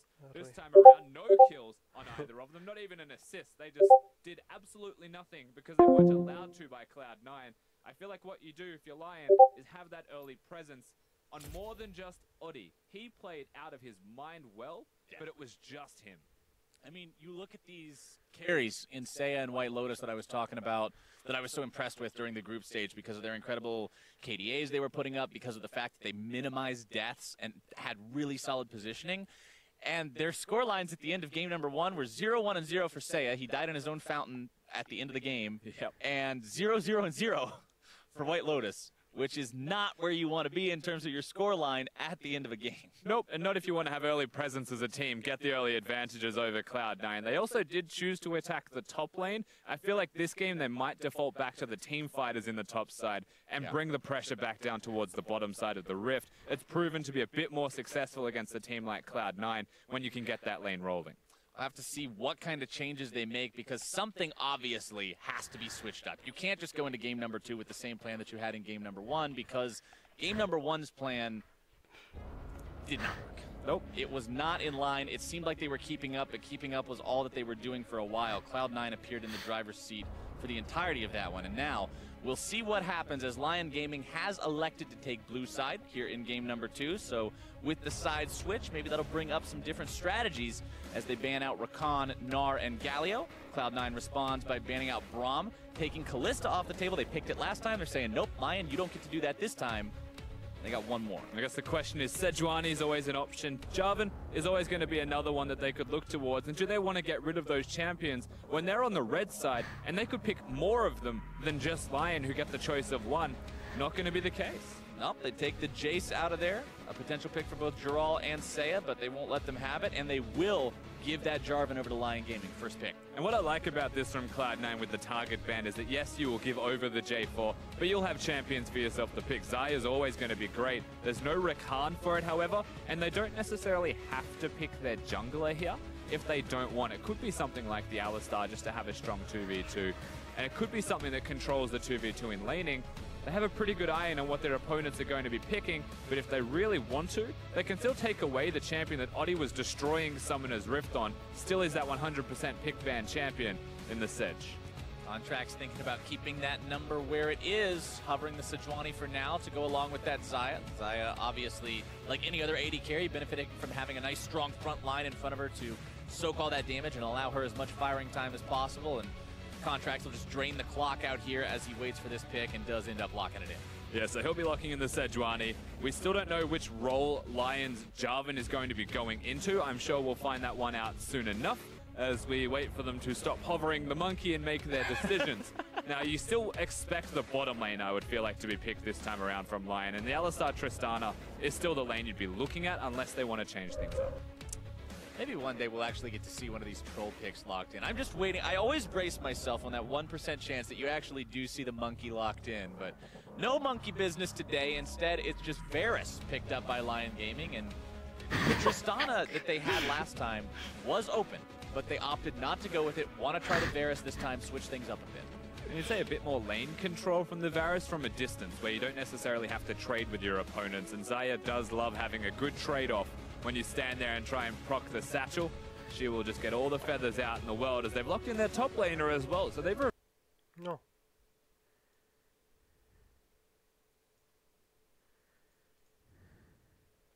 On to that big old tanky top laner with a big old tanky top laner of their own. Perhaps the biggest and tankiest top laner of all, considering he does get huge depending on how many enemies you are able to eat by the end of the game. Cho'Gath locked in. That's the case, so they'll get the Cho'Gath. Now, he does have kill threat still for one of the tanks that you'd lock in. Cloud9 will be very happy about exactly that fact, where you've got the Maokai for Jural. And look, he is a great Maokai player. He's someone that will be able to do a lot of work with it. His team fighting awareness, his teleports will all be great, but he doesn't have the same kill threat that the Cho'Gath will have. So that's ultimately the dynamic we're going to have to explore here. The mid laner of Lion may want to do a fair amount of damage. I always enjoy, and by enjoy I mean kind of scratch my head and wonder a little bit, when you watch a Cho'Gath team fight and you see all the players on the enemy team really skirting around the edge of that fight at 75% HP or so until you see the Cho'Gath ulti go off, because they know how much damage that thing does and they know they're within kill threat of it with that and a little bit more damage. So I enjoy watching a Cho'Gath player find the right targets and be able to just hit them in that instant if they're not paying attention. Watching the tanks also hang off his big void spikes, trying to stop him from moving forward, but they can't.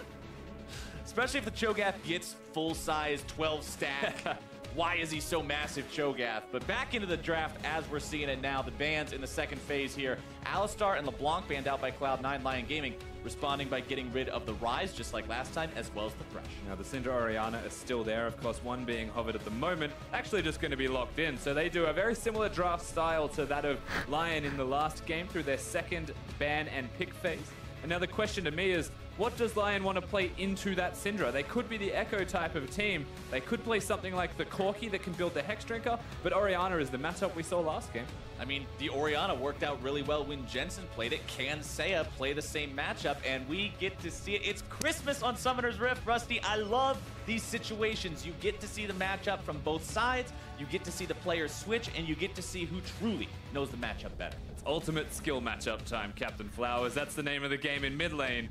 And still the rest of the team compositions to be devised. The very makeshift bottom lane, I think it's fair to say, from Lion. Just piecing it together a little bit here, and Varus and Lulu together. I mean, you've got some range, you've got some poke. Lulu can protect the Varus if he gets jumped on. I think the Lulu's a denial from Sneaky and Smoothie, trying to prevent the strongest, lane dominant and lane pressure based 2v2, something that can diffuse the pressure that a Varus has. So Smoothie's going to go for the second best version of a Lulu.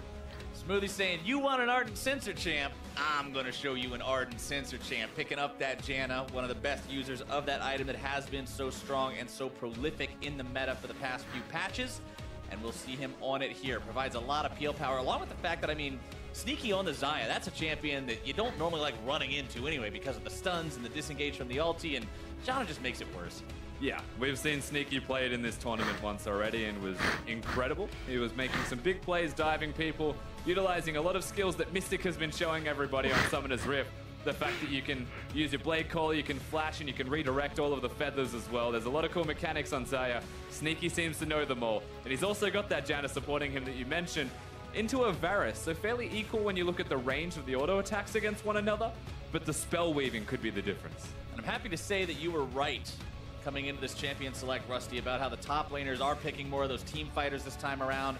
You just have very similar squads from both teams. You got a hard-hitting mid laner, you got a solid auto-attacking AD carry, you've got a supporty support, and you've got two giant meatballs rolling ahead of all of them, colliding into each other, and it's just going to be these front-to-back 5 versus 5 battles. In a roundabout way, there were similar compositions in game 1, but Cloud9 dismantled them. Coming into game number 2, you have to feel like the odds are still stacked against Lion. But as you mentioned, the compositions share a lot of similarities. And so the first place you'll always be directing your attention is Oddie's early jungling. And we come into these best of 5s, and we talked at the start about the adaptation, right? We said that was one of the big names in best of 5. One of the other big names in best of 5. That's actually, I'm going to interrupt my own self. Let's go, girls. Pretty cool. That's a pretty cool Star Guardian animation right there. But one of the other things that we always try to keep in mind, along with the adaptation between the games, is the mental fortitude of the players, right? You come off of a loss like that, if you're Lion, you got to make sure you're keeping your head in the game, keeping yourself from tilting, and just being ready to go into this game saying, okay, forget about the last one, new game now, let's have our solid strategy ready to go. Don't be the Direwolves. Don't lose to Cloud9 until it's the best of 5s this time around. Lion, I actually don't expect them to be in any way mentally affected by game number 1. You'd have to imagine if you were Lion coming into this best of 5, it's an upset if you win. That's just the way that everybody in the world will be looking at this best of 5 series. And I'm sure Lion, they'll come in with high hopes and high expectations of themselves, but they won't ultimately be disappointed. So they'll be able to bounce back, reassess what went wrong in game number 1, come into game number 2 with guns blazing and try and, fix those problems. Jensen stepping out of the way of Seiya's command attack, finding some damage of his own with the Thunderlord's proc, and these guys aren't even willing to wait for the minion. No, they're not. We watched them last game just blow their entire combos on each other as everybody else was playing for turrets and objectives, and it looks like this game's going to be the same damn thing. They've got a point to prove against one another, it feels like. Jensen's really trying to beat him around. As White Lotus and Genthix, they're just 2v3. They just want to stop this blue buff. They want to damage the 2v2 of Sneaky and Smoothie. Pests, get out. They're trying to remind Cloud9 how bad it feels to have your blue buff invaded on constantly. Contracts goes ahead, drops the smite there to make sure that look at Oddie. Nothing happens. He knows exactly where the jungler of C9 is. Is Oddie actually going to find Contracts here? Is he going to steal away the frog? Goes for Contracts. Contracts He trying to got it grab too. himself the frog, but he's not even able to get it. Tries to flash away and does get there, but losing out on that camp means Adi's ahead. And that is so dangerous for Contracts. It puts Adi ahead by a decent amount of experience. He's going to be able to go back to the Raptor camps, and he should be perfectly fine for this now. Also, the flash being gone is the biggest win of all, and I really respect that Adi didn't use the flash of his own. It shows good communication between Lion Gaming's bottom lane and their jungler to say that Smoothie was on the way. Smoothie has heal, has shield. It's not worth flashing after that one and potentially dying. And so he just walks away and takes the advantage. And you know, honestly, that's a good thing to point out. Smoothie is on the heal this game, while Sneaky has the barrier for himself. So a very defensive summoner spell combination between these two compared to the more traditional heal, plus the ignite on Genthix for, honestly, pretty much the most aggressive combo you can go for in the bot lane, unless you wanted to do some really cheesy stuff, putting an exhaust and an ignite together. But Cloud9 making sure that they're keeping Sneaky protected as much as possible. Impact moves up, fires off the Scryer's Bloom, takes the Blast Cone right back to lane. Really good from Impact. He'll be able to spot out Adi as he arrives towards the Gromp and perhaps the blue buff, depending on, yep, you'll be able to see him just barely there. And just knowing where he's going to be, when he's going to be there. Most importantly, Impact pushing top lane to be able to do all of that, unimpeded by any means. Gives time for Contracts to try and just get to level 3, catch up, maybe just stop Adi from ganking until the level 6 mark where ultimates are there. It's still a big win for Cloud9 overall because they just want to keep farming. However, that problem that you mentioned, the ignite that exists in the bottom lane, it starts to add up to CS differences. It starts to add up to lane control, just pressure in general that a Lulu will have with that Varus. Sneaky and Smoothie may need some help. White Lotus and Lion are really happy to see things looking this way, especially after the last game where the lane quickly found itself going in the favor of Sneaky and Smoothie. We talked about how quickly they built up those CS leads and how it was part of the reason why it seemed like although Lion was matching Cloud9, Cloud9 was just running away with the game anyway. Nice damage there from Jensen onto Seiya, but now he's going to have to deal with Adi wanting to show up here in the mid lane. Runs down through the bottom part of the river towards his own jungler instead. Adi and Seiya obviously realize something is up, so they don't want to go in on that one. They don't realize this, though. Adi does have the level advantage over Contracts. I don't think Contracts wants to outright 1v1 him. He's looking for the counter gank through the tri-bush. Smoothie and Sneaky would... I don't actually know what Contracts was achieving there. He just blast coned on the spot. Here we go. Okay, Adi face checks the brush. Contracts getting some damage down there. Finds himself a stun. Adi with the flag and drag over the wall to keep himself safe as now the counterattack begins. Lion Gaming looking to find something here potentially on to Sneaky. He's got the barrier to keep himself healthy. Very awkward trade coming out of both of these lanes. Sneaky uses the barrier, White Lotus uses the heal, and so ultimately it's just a trade of summoner spells. And the reason Contract's even able to be aggressive onto Adi with a level disadvantage is because he has the jump and he has the Janna nearby. So he's able to chunk him, force Adi to disengage, and by Adi having to disengage, he couldn't go in and go forwards when the rest of Lion regrouped and wanted to. The Cloud9, they just get to regain some control down the bottom lane, push it in, maybe get a base in. Which is exactly what you were talking about earlier, right? You were saying maybe Cloud9 needs some help in this bottom lane. Contracts delivers it. It gives some breathing room to these guys, if nothing else, and allows them to keep this lane in an acceptable state. But Lion's going to do everything in their power to stop this back from being efficient. They stopped the recall. It's definitely a good decision. It was on a cannon wave as well, so Cloud9 would have played that one out perfectly if they were allowed to go back to base, but they weren't. And so the lane continues, the pressure continues. Sneaky has limited mana to the point where they will lose this lane, they will get pushed in, and Contracts, even with the smallest amount of help he was able to provide to them, unfortunately doesn't change the state of that bottom lane, but Sneaky's still farming fine. Speaking of farming fine, the top lane also even between these guys. Mid lane pretty much even.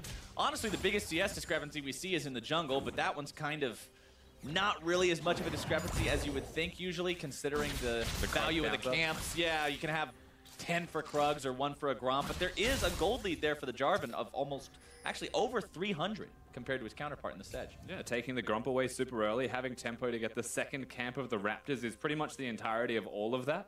So he's doing very well for himself, compliments of what they did at level 1. Adi does seem to like these level 2 plays with early cheese. Contracts down nearly a full level compared to Adi as well, so not just gold, but experience going the way of the Lion Gaming jungler. Sneaky and Smoothie trying to trade while the Janna shield holds, but still finding themselves at a disadvantage here against this combo of the Varus and Lulu. And you can't take away my blue buff this time is basically the name of the game. We'll take it away from you. They've got tempo, they've got control of mid lane, enough to get Seiya free, enough to give him the blue buff. And perhaps it really is as simple as saying the Orianna in the matchup is the one who gets the blues now. Could be the way to see it. Contract still only level 5. Trying to continue farming up, get himself caught up with what he lost earlier. Audi halfway to level 6. Both these junglers have those big impact level 6 abilities that truly make the ganks that much more effective, that much scarier. Almost going to be guaranteed to force a summoner spell out with either one of them or just get the kill outright.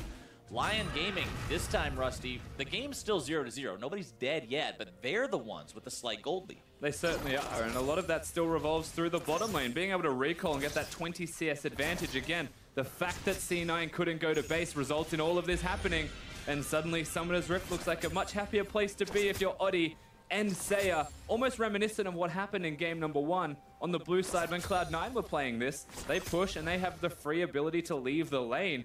Well, the shoe's on the other foot, and the question's now going to be, can Lion continue and try and find some kills, try and find some mid-game macro control over Summoner's Rift that was decent from them in game number 1. Right, do we get to see the Lion Gaming macro from game number 1, as well as the Lion Gaming team fighting potential that we saw during the group stage against WE? If both of those Lion Gamings can show up together, this team could be a force to be reckoned with. And the shoe is very much on the other foot. Seiya's going back-to-back blue buffs. It's not just about taking it away from C9, because they start with taking it away from Cloud9. Jensen doesn't get it, and so he doesn't have control of mid lane. They are able to clear, able to get 2 back-to-back blue buffs. Big wins for Lion. Unfortunately, these big wins aren't worth monetary value. It's just control of Summoner's Rift. Contracts moving up into the top side here, wanting to creep through those lane brushes, potentially set up a bit of a trap against Giral, who throws a sapling into the river brush. Now Contracts makes his way onto Giral, seeing if they're able to find the burst here. The stun, where's the feast? Giral wanting to get himself away, pops off the Nature's Grasp. The Sejuani ulti comes through. Impact wants to get a big old bite out of him, but can't quite do it. First blood goes to Giral. Cloud9 with the mistake. Really big mistake coming out of Impact to follow that one through. He had no chance of getting the kill once the flash was out from Giral. That's so tragic as well. That was just poorly executed from Cloud9's top laner. You could tell he was hesitating as soon as the Nature's Grasp was fired off. He was thinking, okay, we got as much as we were going to get, but then he goes further. And they both hesitate. Contracts gets in, it was great. Impact, they do a lot of damage, but Giral gets just enough time to use the W to dodge out on the feast, disengage, and from this point, they hesitate, they turn around and say, no, I can kill, but Q cooldown, it's always going to be there. Minions are what provides the kill in the end. Contracts isn't able to help secure that by any means because Impact just overstepped his boundaries. Looks like just a poor decision. White Lotus eating a lot of damage in this bottom side from Sneaky and Smoothie. Both AD carries dropping down to about half, popping those potions to get themselves back up as we do see the rotations coming bot side. Lion Gaming bringing both Teleport jungler in as well. and mid laner as well as the top laner now with the TP. Sneaky's in some trouble, likely going to be dropping here. No way to escape the 1 versus 5. Seiya grabs the kill, and Lion Gaming is off to the races. And they've got everybody down here in the bottom lane. The turret's theirs. It's the first turret in the game. And Lion get themselves a 2,000 gold lead. Just capitalizing on, once again, control of the middle lane, control wards through all of the river. They will go straight towards this Drake, so the opportunity to trade structures is always going to be an opportunity for C9. Because Contracts was on the bottom side of the rift, that's not even going to happen. Lion grab themselves 2 kills. They get the turret. Now they've got the Drake. It's Cloud, so they're not going to get much extra power out of it, but it will give them extra rotational advantage to make more plays like this. And teleporting to the flags, very classily done. Once again, Odi forces the flash out of Smoothie early. So Smoothie now has nothing to keep Sneaky alive. Odi forces him to disengage. Lulu uses the ult on herself, very close to killing Odi, still compliments of the turret, but they all survive and it's all good in the end. And what was the conversation about at the top of the day, Rusty? Can Lion set the Cloud9 bottom lane behind and find victory through that? And it looks like this game they're doing it. And Cloud9's top lane are helping themselves to being a little bit behind if we're going to draw the comparison as well. That's a fair point. That's a fair point. I don't think anybody could argue that one against you. Impact, I'm sure, fully aware of exactly how that happened. Not too happy with it himself, but it's only one death. You are correct in saying that getting the bottom lane behind is the name of the game. We've seen it work to a degree of success, and we said that Lion, perhaps a better team than those who have played against T9 already in the group stage to put them in deficits? Or can they carry that part through? Because the gold lead, it doesn't stand out as anything substantial. It's about if they can now upset the tempo of the map through the small advantages they have. Well, they've lane swapped, they've started to try it. I like what you saw in the bottom lane there a couple moments ago. Jaral went down there, used the ultimate to clear the wave away, to slow the push from Sneaky and Smoothie, to buy his own guys time, to equalize everything up here in the top side, and it looks like they will do just that. It's going to be 2 turrets now for Lion Gaming. It will be traded, you'd have to imagine, on the bottom side. Sneaky and Smoothie have had an abundance of time down there just to continue to push, just to continue to pressure. So ultimately, that is a trade, but it opens the map up so much more. Seiya taking a lot of damage here from Jensen. Barely walks away from the ult. Just another day in the mid lane offense, except for this. Oh, Jensen now going to be dunked. The power of the jungle coming in once again for Lion Gaming. And this time, Lion are the team that have the reinforcements arriving. Contracts is forced out of the jungle even though he gets the red buff. And mid lane pressure is there to be secured. Can Lion grab themselves turret number 3? This is the most important of those outer turrets, gives you the most access to the enemy jungle, but it looks like it will be stopped by Cloud9 for now, but that thing's barely clinging to life. Yeah, still not a lot of health on that mid lane outer turret. Seiya had no resources left after this trade to be able to continue to push or pressure a following team fight. Just another day in the mid lane offense between Jensen and Seiya have just got some personal beef apparently, going at one another constantly, but they took the top lane outer turret and instead of recalling and resetting, they roamed mid. Good awareness out of... This is going to be stronger, faster. He certainly is. Rushing the Berserker Greaves to match the move speed of Sneaky as well. But once he gets that Blade of the Ruin King, once he spikes to that one item, not needing the Zeal item afterwards as well like Sneaky does, well then they can immediately look towards objectives. They've got the Rift Tower as a big point of contention that I would say it should be free to take if C9 don't start rotating up. They are right now though. Cloud9 finding themselves on the back foot now. We'll have to see how well this team plays. Remember, you mentioned it earlier, there was one game that we got to see Cloud9 actually in some trouble in the early game during the play-in group stage. That was up against the Dire Wolves. Yeah. And things looked very sketchy for a while, but like you said, it was 15 minutes of Cloud9 losing and then 12 minutes and they destroy the enemy Nexus. So you've got to make sure that you're keeping your game tight if you're Lion Gaming here. You cannot give those opportunities over to Cloud9 to come back into the game. That's one thing Lion's actually really good at in their own region, is preventing opponents from snowballing with a lead. Now they've got to make sure that they don't allow Cloud9 to do the same. That's definitely the case, of course, while stretching your own lead at the same time as they're going on Jensen. Jensen again going to be found out. White Lotus cashing in for the second time onto the Cloud9 mid laner. Just gets completely blasted. When you have no flash against the Jarvan, there is really no way to escape, no one to keep you alive in that situation when all of the damage from Lion is starting to come online. And suddenly this turret is in jeopardy, it will go down. Look at C9 on the map. They're just going to try and trade. Lion should just keep pushing. Sneaky needed to recall. I mean, Lion's 4 strong here in the mid lane. There's no reason to stop. They've already taken the tier 1, going on to the tier 2. Sneaky dedicated to grabbing this tier 1 on the top side, but that is not a worthwhile trade. No, and he's going to get it very late. There should be enough time for Lion even to look at a Rift Herald or just recall, reset, spend all of their money, and then go back to that Herald. Cloud9 have all of the vision control in the world that they need, but vision control doesn't save a mid lane turret when they don't want to defend it, it seems. Lion is 4-0 with a 2-turret lead, including a tier 2 that they just traded for a tier 1, and they're up 2,500 gold. This team is looking so much better than they did in game number 1. They certainly do. It feels like they've warmed up. They got the jitters completely removed. They shook them off. It was something that we actually said they might want to do. Yeah. Got it. Well, I'm glad they followed our suggestion. Thank God. Lion wanting to make sure this is a series. They really want to find that spot in the main event, the main group stage there at Worlds. But first, they do actually have to win 3 of these games against Cloud9, which is a pretty tall order, but they're on their way to it right now. Contracts, though, will secure the Rift Herald for the side of Cloud9, so that's one objective that they will manage to keep under their own control, not concede over to the side of Lion Gaming. Yeah. Speaking of those neutral objectives, though, next one going to be spawning here in 5 seconds with another Cloud Drake. We'll have to see how the teams prioritize this. Contracts just stopped his recall to do Wolves because he's got the bottom lane nearby. Seemingly aware of this, Contract just doesn't actually care. That's a very awkward interaction. Want these Wolves.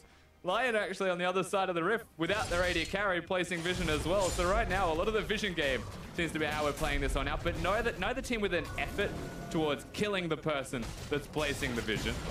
Impact just eats that big old grump. Not really too concerned about Adi stealing that one away. Lion starts up the Cloud Drake. Cloud9, do you want to contest this one? They've got Impact on the front line there. He has really no 3,000 HP. Makes you wonder if that's something that Cloud9 do want to fight for when Impact doesn't have the ultimate there. The threat to kill the carry starts to dwindle as a result. Shockwaves can win an entire team fight themselves now that he's got the Haunting guys as well. Compliments of not going towards the Sork shoes, needed the Merc. And Cloud9 knows that all too well. Cloud9 has won a lot of games of their own off of Jensen hitting big shockwaves when the team was behind. So they won't have that tool in their own arsenal this game. Adi running away here from Contracts, gets himself stunned up. Contracts just walks back out before he gets collapsed on by the bottom lane from Lion. They weren't far away. At a moment's notice, Lion could have been there, but Adi also now, once again, we're doing the vision game. That is the most important part here. Summoner spells are all up and available, and so very difficult to make the place unless Contracts just walks Contracts with some interesting jungle pathing there, not able to charge himself over the wall. Good body block by Adi. Tries to flash, but Giral is right there with the Nature's Grasp to make sure they find the kill. Adi just says the hell with it and jumps back over the wall with the flash, and Lion goes towards the Cloud Drake. Yeah, and it's going to be a free Cloud Drake. Contracts, not too sure what he was planning by walking into all of them where they don't have vision. You can see the wards right there. Pretty clear that he doesn't know where they are. Just seems disrespectful from Cloud9, honestly. I'm honestly not sure if it was just a misclick. One of the two. It was either disrespectful or it was a misclick. Because in most situations, this is not the path you take. I wonder where they are there. Oh god. It's probably the team comms there. The inner monologue? That's it. Inner monologue. Auto attack was going to kill him, but Adi ults for safety and then realizes that he has to flash because it wasn't safe after all. But still a nice pick. 2 Cloud Drakes going over to the side of Lion. They are well and truly set up in this game, but the gold hasn't grown. They got a pick. Nope. They got the Drake. Drake's not worth money. There's still a Rift Herald on contract, so there's a chance they can break the mid lane outer turret if they look towards it as a big objective. And this is starting to resemble a bit of what we saw from Lion during the play-in group stage, where they would win the fights, they would find the picks, they would put themselves in a good spot, but they weren't building the same kind of leads that you would see from teams like WE, like Cloud9, like Fnatic when they got ahead, where it's like, okay, now this lead's going to get bigger and bigger and bigger until the game ends. Lion takes more time to make those leads into something truly game-ending.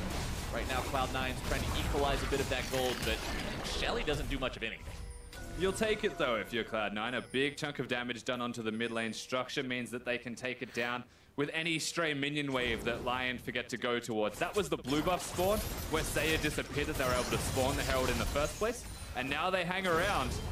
I don't know if they can make this play, but it feels like they really want it. All right, they're going to start things off. Sejuani ulti down onto Adi, and Jensen finds himself the kill. Cloud9 finally on the board, and they take the tier 1 turret down along with it. Big choice to just kill Adi, and I quite like that. Very reserved from C9. They don't want a team fight. They just want to try and get the goal back going for them. Any macro plays they can make, picking number mismatches effectively on Summoner's Rift, and utilizing, most importantly, their very good vision control that they have been placing absolutely everywhere throughout this game. From the moment they started losing, they just placed wards everywhere they could.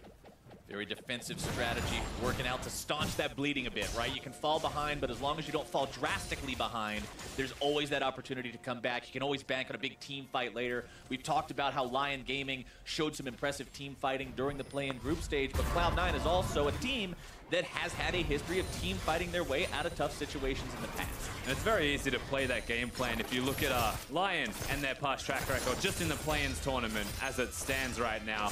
They get ahead early, the mid-game was shaky, and so if you just play strong mid-game like Team WE did, well, there's a very low chance that Lion know how to react accordingly to grow those gold leads, to get themselves into the winning position.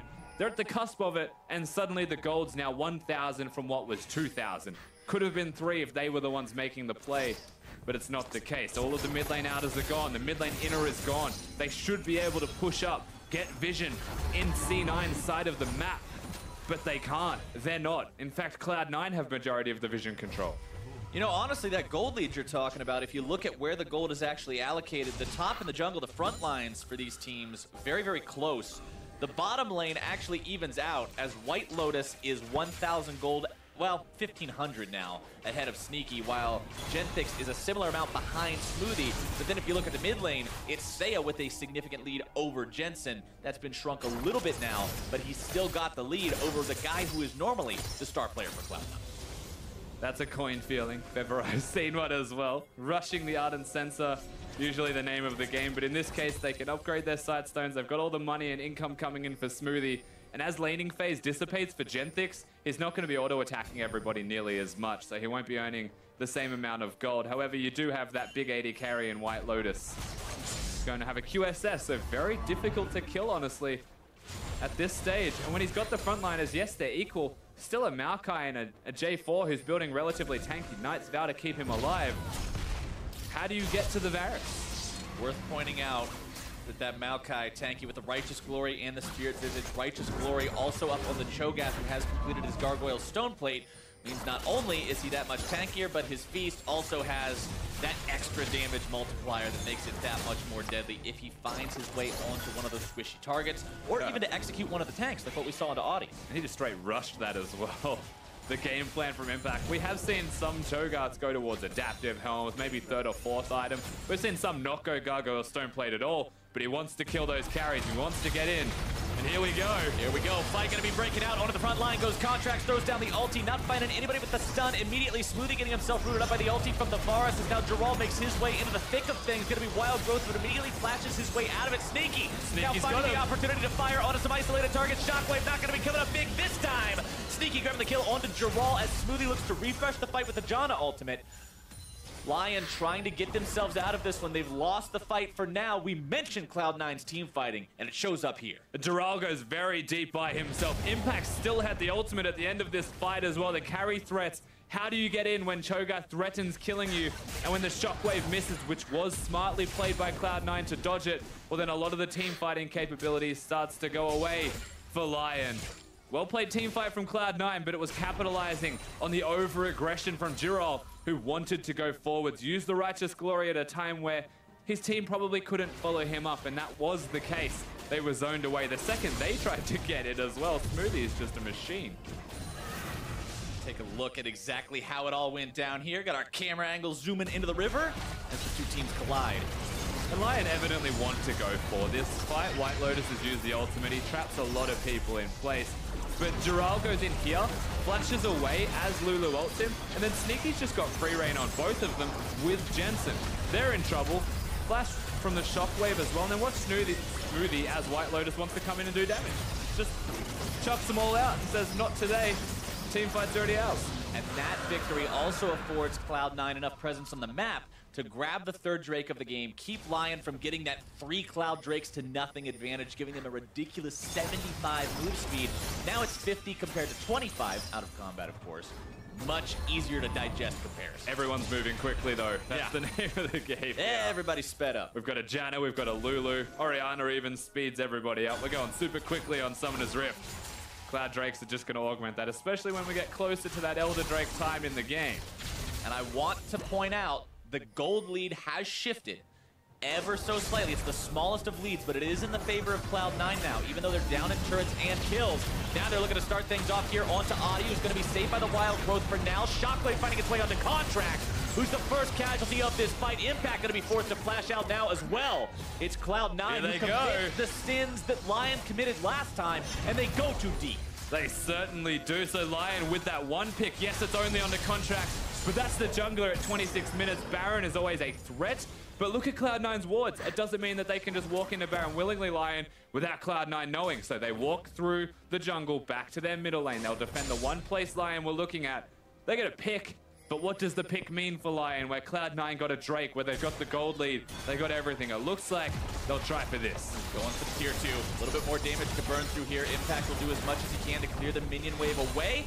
White Lotus going to draw the tower aggro there, but it doesn't really matter that much when you've got the Lulu shield and another wave coming up right after you. Lion does find their reward for grabbing that pick early. Playing around the rift, pushing mid lane, rotating the bottom lane. This is what happens when you have side lane control. Lion were able to just walk back to those minion waves that were prepared earlier. So they get a turret. They bring back that gold lead. We find ourselves in a very close game number 2 here, Captain Flowers. This is the kind of game I was hoping for this whole series. Contracts firing off the ulti in the replay. He goes forward. He is the one engaging. That's the difference between the two fights. Shockwave, Jarvan ultimate. It was an awful lot used for just the one member of Cloud9. But they get that pick, and it means that they have to disengage Cloud9. They have to back it up. They did. Now Cloud9. I jinxed him last time. I said, Cloud9's ahead in the gold. Look at that, Rusty. And sure enough, as soon as I say it, Lion says, nope. But now, Lion is back in the driver's seat. Let's see how well they do with it. The game is teetering on a knife's edge, though. One small misplay, one minor outplay could tilt this game in either team's favor significantly. We could see that into an avalanche of momentum. Or it could just tilt right back on the other side of the knife. We don't know. Now, as you get to 28 odd minutes into this game, I absolutely believe that if it is on a knife's edge, that one moment means more. It's much more significant. The knife sharper, if we're going to follow with the analogy as well. You got those big team fights. The Baron's always going to be a place of contention. The next Drake's only the Ocean. It's not going to be an Elder. Yeah, he's not very important, is he? No, poor little, unfortunately for him. Poor little Ocean Drake. He's pretty cool if you get him the first time. If he's the first Drake to spawn, you grab him early and he's there for the laning phase. He does a lot for you. Man, if first Ocean Drake shows up 28 minutes into the game, you're just not very concerned with him at all. He doesn't do anything except add just some extra damage onto your Elder Drake buff, maybe. What he does do is die so that the Elder can come up afterwards. The most exciting part about a 28-minute Ocean Drake is what's next. You kill him, you get him out of the way, and you get the next one in there. Speaking of killing stuff to get it out of the way, removing some of the vision now that Cloud9 plays down around the mid lane. Lion clears that out as they continue to try to vie back and forth for this positioning here around mid lane. You talked about Baron, how that's always going to be a factor. And this right now, bush is literally where the game's being decided, it feels like. Impact going to be the target here by Lion. Contracts throwing out the ulti onto White Lotus, trying to disengage things here. Nature's Grasp fired off, finds its way only onto Contracts. Impact is isolated by himself. Impact trying to get himself away from this one. Audi now going to be feasted upon. Impact, though, taken low and taken down. White Lotus found himself the killing spree as now Sneaky has to disengage. Giral so tanky with his own Gargoyle Stone Plate. That's another 1 for 0 for Lion. So many things were used in this fight except for the Shockwave from Sayer. It is up, it is available. Oh, they're going right back into it. Jensen forced to flash out. Sneaky looking for the auto attack damage. Giral on the front line looking to isolate Contracts, pulling him back in. Shockwave going to drag him further back into the clutches of White Lotus. Contracts walks away. For now, Sneaky still very healthy. White Lotus still full HP. So much on these AD carries. 3-0 and 3 on the Varus, 1-1 and 0 on the Xayah. 3 items completed on both. Very tense fighting coming out of both of these teams. Sneaky is doing so much work. They caught Jensen out of position, it looked like, but his stun on the back end of that was incredible. Cloud9, they are teleporting in for this. Lion are going to match it. What a Baron call by Cloud9. This is the kind of really, really interesting play that can make or break the game. Now Baron's going to be below half HP. Giral on the front line. Contract's going to be tanking. Jensen needs to back away. Contracts needs to back away. He cannot get out in time. They're going to go back to the Lion Baron. has found the Baron leashed for them by their opponents. Cloud9, now they're the ones who have to stop this. Varus ulti misses. Chains of Corruption not finding the mark means a lot of CC not available on the side of Lion. Giral's still doing the Baron buff as well. This is just the biggest bait of all time. They have to back away. Nobody has anything up and available. Both sides have to quit. Everyone's out of resources. Everyone's out of momentum. Sneaky backs off to grab himself some creeps, and we all go home. Some of them with a limp. Thank God. Some dead as well, actually. Contracts is in the death chamber for 10 more seconds there. A couple of legs removed, not just the lip. Cloud9, they move over to the Baron buff, and it was an okay idea. They may perhaps thought that Lion were recalling, but that was a very early teleport out of Giral. Super good awareness. White Lotus will pick up the kill as he gets ulted, and then back onto the Baron. The problem here is White Lotus actually misses his ult, and that was the engage onto Impact. Now that engage is gone, Sneaky does his relevant damage, and is able to back it up, back away. And this is when they look at each other, they stare each other down, they both just say, nah, we can't do that. All right, here we go again, Rusty. The fact that we got people hanging around this bush means that we're gonna have a fight. We'll just have to see who ends up going in first. Contracts take some poke there, and Now it's Gerald who gets caught out.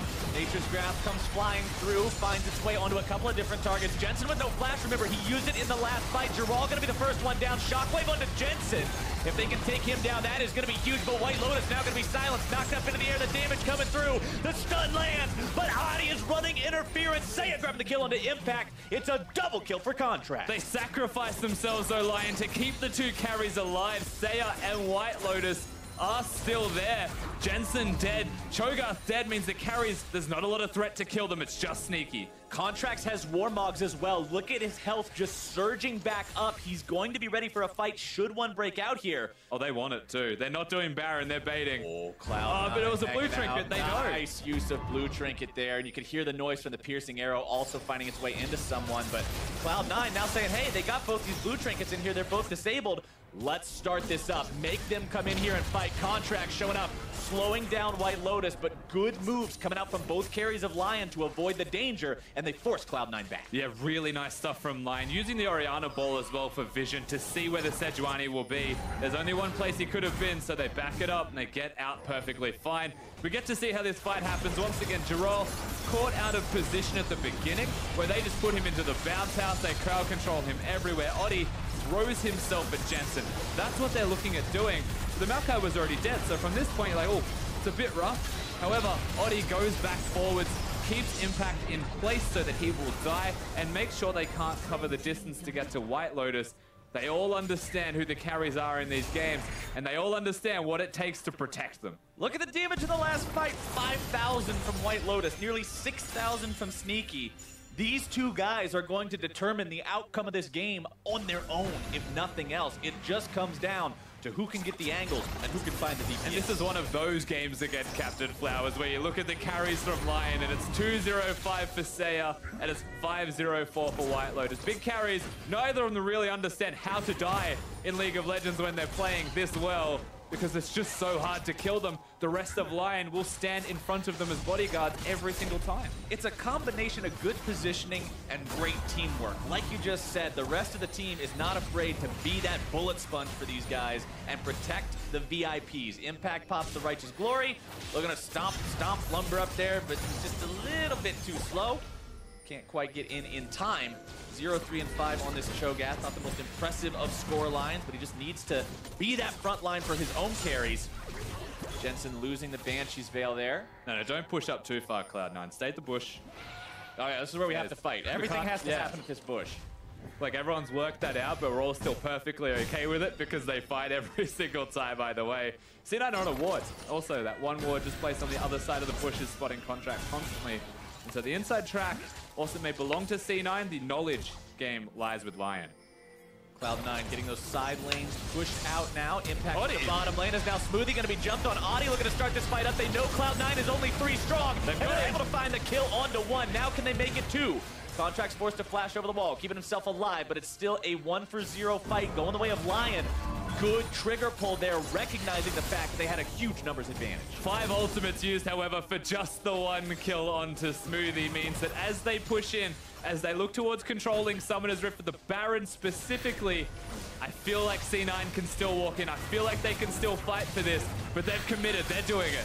Baron is at half HP, Rusty. Here we go. Cloud9's got to make their move, but it's already done. Lions have got the objective. Now they might be able to find the attack here onto the rest of Cloud9. Grab it onto Impact.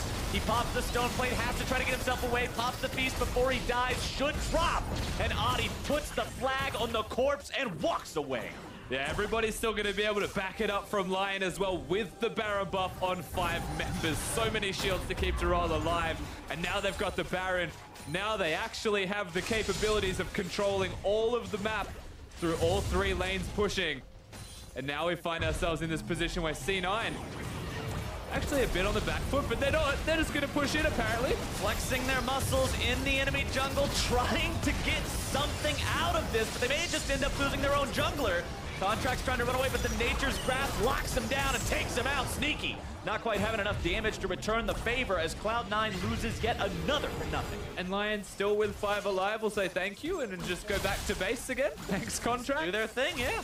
What a nice guy. He's able to give them an extra 300 gold. They're teleporting top lane. There's 35 seconds on him. Impact is only just alive, so an extra turret will be theirs. Lion grabbing this turret should take them up to over a 4,000 gold lead compared to Cloud9. 37 minutes into the game. It's not the greatest lead, but it is something that they can use to leverage this advantage along with this huge minion wave. Jural and Seiya not stopping. White Lotus and Genthix now brought in as well. Tier 3 demolished. They've got this. Jensen's not even rotating. He has no mana. He's just going to recall. Free inhibitor for Lion. Great moves from Lion Gaming, out-rotating Cloud9, recognizing the fact that Jensen was vulnerable like that, and free is free. It certainly is, and of course, we said the mechanics are there from Lion, but they focused so hard on macro in that first game. Well, now we're seeing both, and it feels like they are a very good side when we have both showing up for them. Still incredible scorelines on both of their carries, an incredible performance so far. And with one inhibitor down, and it's on the top side of the rift, that's the best Elder Dragon inhibitor that you could possibly have. And full build now up and running for White Lotus. I'm beginning to think with this guy being 6-0-6, having full build, 413 CS at 38 minutes, maybe Jensen should know what his name is. Maybe at this point, you recognize who you're going up against, because White Lotus in this game has proved himself to truly be a monster on this Varus pick. He's landed some great chains. He's had some awesome damage throughout multiple team fights. And like we already mentioned, the fact that he hasn't died at all on an 80 carry with no escapes shows he's got his positioning down. Yeah, and it's a Varus, not like a Xayah, who doesn't really have escapes, but has the ability to outplay with the ultimate. Right. Varus, very hard to execute, but he's got the team supporting him. Lion, they're not going straight towards the Elder Dragon just yet. They're setting up the vision, but most importantly, they're pushing bottom lane. They're just going straight for this tier 3. White Lotus only needs one more auto attack. Already found it.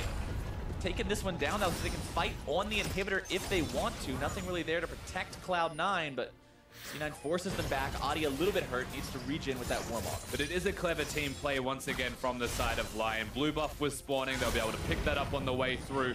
And now they control the vision, knowing that C9 can't be in a bush.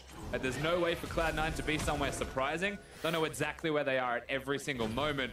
Now they just need to defend middle lane as C9 push it. It looks like Cloud9 vying for that control back themselves. I like this move. Cloud9 is not willing to go silently on this one. They won't sit in their base. They're not just going to wait around for Lion to take the objectives and look to end, but now they're on the retreat. They recognize the fact that they are behind. They've got to respect what Lion can do as a team. Representatives from Latin America North proving their team fighting capabilities multiple times throughout this game alone, let alone the play-in group stage. Now looking potentially at this Elder Drake. Remember, super minions are already looking the at top part of the base. Seiya the target of contracts. Ulti not really finding a lot there. Contracts the one who's taking a lot of damage. Ulti also coming out from It's all zoning. They want to get the Elder. They're still trying to get it. Redemption comes down. Cloud9 still maybe looking to take the fight, but it's Adi who's able to lock 3 into the pit as now he's soaking the damage. Impact here on the front line, taking a big fight out of the Jarvan. Finds the kill now as White Lotus gets himself stunned up. More damage coming through. Jensen not quite able to find the kill on that one. His contracts goes for Seiya. Not quite able to do it. The heal from the Janna will not be there. White Lotus still trying to take that Elder Drake as Jiral's going to be taken down closely next. Nearly falls. He's alive. To find his way with the twisted advance as Sneaky gets the Elder. Genthix looking to take the blast cone to get himself away to safety. Cloud9's base is just being absolutely bonked this whole time. They've got to go back and send it. So lucky that Sneaky just got the Elder Drake of all things to keep them in this game. But you're right, their base, it is being dismantled by Super Creeps. One of the Nexus turrets is gone. The inhibitors mid lane's being pushed, bottom lane's being pushed. I feel like Lion, they just got too caught up in the moment, too caught up in the pressure of what C9 was throwing at them. They just needed to not fight for an extra 30 seconds, and the minions might have ended the game for them. Two team fighting teams playing team fighting comps is a good spectator experience in League of Legends, Rusty. This is so much more entertaining than the first game was, largely just because of these two teams colliding head-to-head, front-to-back comps. It's just coming down to who plays it better, and that time, Cloud9 had the edge. And it was only a slight edge, to say the least. White Lotus still plays the team fights well. You know, good awareness from Jensen to still get the ultimate onto White Lotus at the end of that. But it wasn't going to kill him because the QSS, the ability to keep himself alive and healthy, auto-attacking the Elder Dragon just to keep that life still going. It's these little details that mean so much at 40-odd minutes into the game when a team fight breaks out. And I feel like they've both got it down. The Sneaky, in this case, I'm going to say got a little bit luckier. Sneaky with full build now as well. 70% crit. He's got the armor pen. He's got the scimitar. Let's take another look at the fight. Now, White Lotus, you can see his health. Disregard Gerald's flash. Pretend it never happened. Teleport comes in. It definitely happened. He almost died for it. But as this happens, just it looks like a rapid fire cannon distance proc bonus as well from Sneaky on that auto. Not many people will be able to beat that.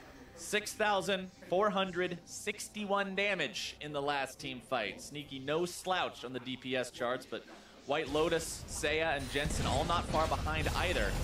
Getting to the point of the game where the tanks are not doing a whole lot. That was a Contract's ultimate onto White Lotus. He used his Mercurial Scimitar.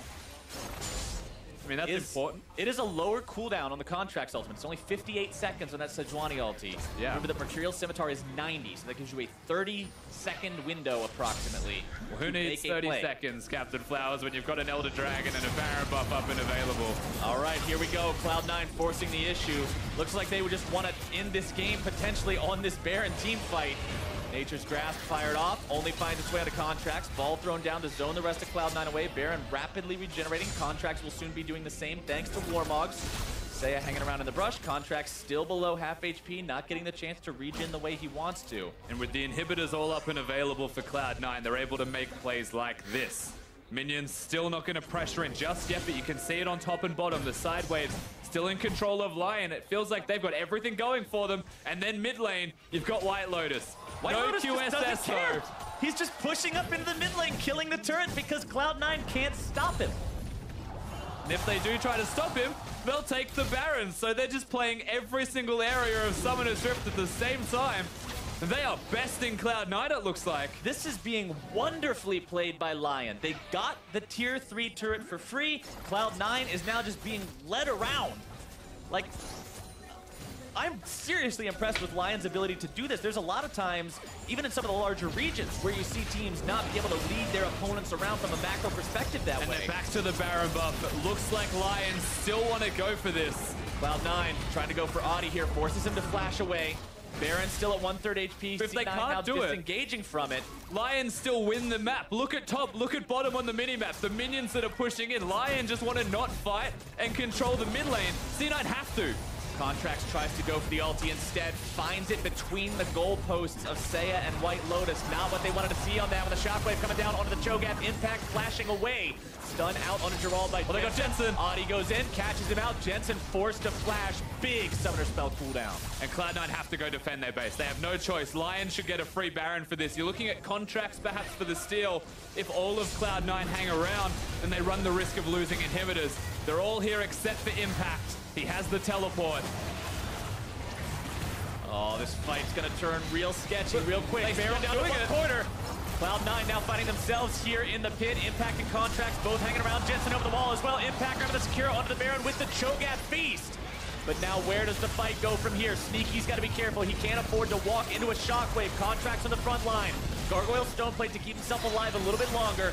Jensen down below half HP. Impact is still stuck in the pit. He secured the Baron for his team, but he's going to be the sacrificial lamb as the minions pour into the Cloud9 base. They take down the bottom lane inhibitor. The teleport into the top lane. It's 2 inhibs down for Cloud9. And a big flank from Gerald. Gerald shows up. He's got very little mana here on the front line. He might be able to lock down Sneaky the Shockwave. Not going to be finding anyone just yet. Sneaky's going to have to find an immaculate amount of damage in this fight.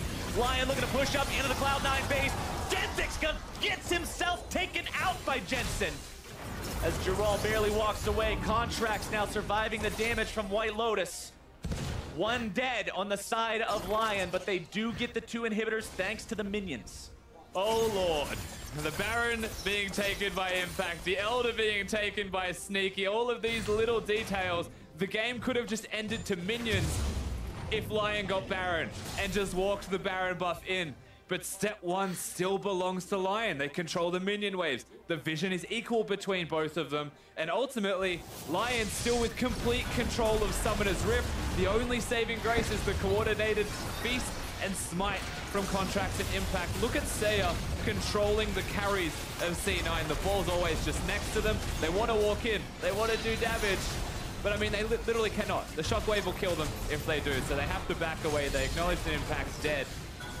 And that's the trade that Lions saw, and they said, we can win the game from this exact moment. Close, but not quite. Cloud9 continues the eternal defense.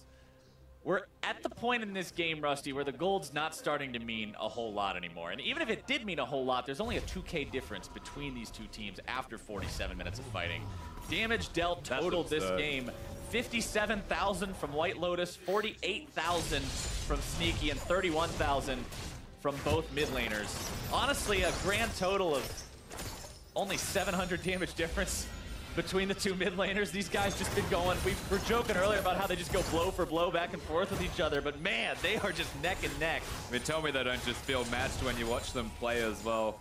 Even in game number 1, the difference was the blue buff more than the skill of the player.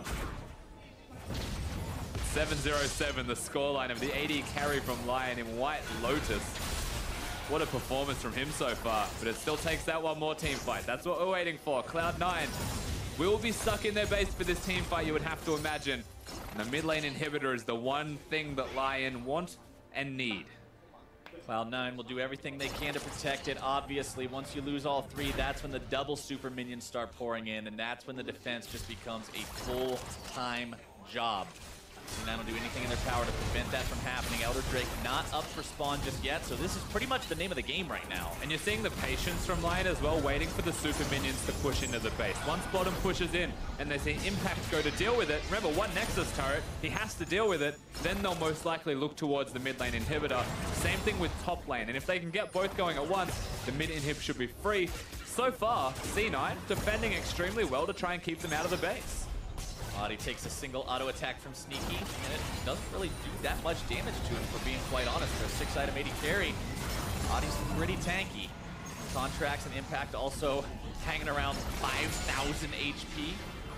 Here they go. Top wave is pushed in. They saw Jensen deal with the minions. They start to... Oh, that was a lot. Big root onto White Lotus. Contract ulti just barely going to be missing out on that one. Gerald trying to get himself away. Fires off the Nature's Grasp. Wants to use it as a disengage mechanism, but now Lion might see their opportunity to put the last couple of hits in one of the mid lane in hit, but they're not quite able to find it. Cloud9 may want to defend this, but they've got to be careful about the fact that Contracts is hurt going into it. That's one no auto minions attack. pressuring in the base right now, and Lion gets what they came for. Yeah, so that's all 3 inhibitors gone. However, how long it took to get that inhib means that the rest will probably spawn pretty soon. It never ends. Elder in 1 minute. That's what we're looking at now. It is so neck and neck. It's just the Cloud9 are just stuck in their base. Stuck in their base, at least for the foreseeable future, because of the fact those 3 inhibs are down for now. Creates a very difficult situation with that Elder spawning soon. You probably just have to give it over at this point. I mean, you can't afford to just let the super minions destroy everything. There is maybe one chance I would give Cloud9 to go and defend that Elder Dragon. And it's Impact clearing that top wave right now and trying to get in before the next wave crashes. But because it's double waves, I really don't see that as a viable option given how much pressure mid and bottom will also be placing. So it's going to be too disjointed if they attempt to get in and defend this. But Impact is looking. Impact is going to walk his way down. Sneaky's also rotated. Cloud9, they don't want the Elder to go. Contracts is way too close. He's going to be singled out and bursted down before he can do much of anything. The shield going to be keeping him alive. Still alive. Adi now here in the pit trying to defend, be the front line of Team Lion. But Sneaky's able to find free firing time. Gerald now going to be the tank. Nobody dead so far. Cloud9 still looking to make this fight happen. The root outload of Gerald. White Lotus. They got him. Goes down to Jensen's burst. And Jensen comes up with a hero play. Cloud9 still with no health to their names. No Warmogs on the choker. He has teleport. He might want to recall. The waves of health. Inhibs are up. Hanging around. Side lane inhibitors back up for Cloud9. Adi over the wall. May look to go in. Steal this with the blast cone. Comes over the wall. Reset. The Drake may reset here. It does slightly. Adi has to go back with the flag and drag. Cloud9 pulling the Drake out yet again to make sure they secure it, and they do. That is so tragic.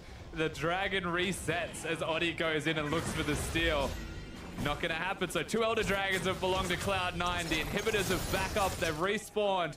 And Contracts is the one who gets caught to start this all off. All planned. As if a bit of deja vu seeing Contracts caught out of position in this game. But he lives, and he continues to live. Janna's healing, redemption, everything there to keep him alive. Meanwhile, Gerald, yes, he's tanky, but White Lotus steps up.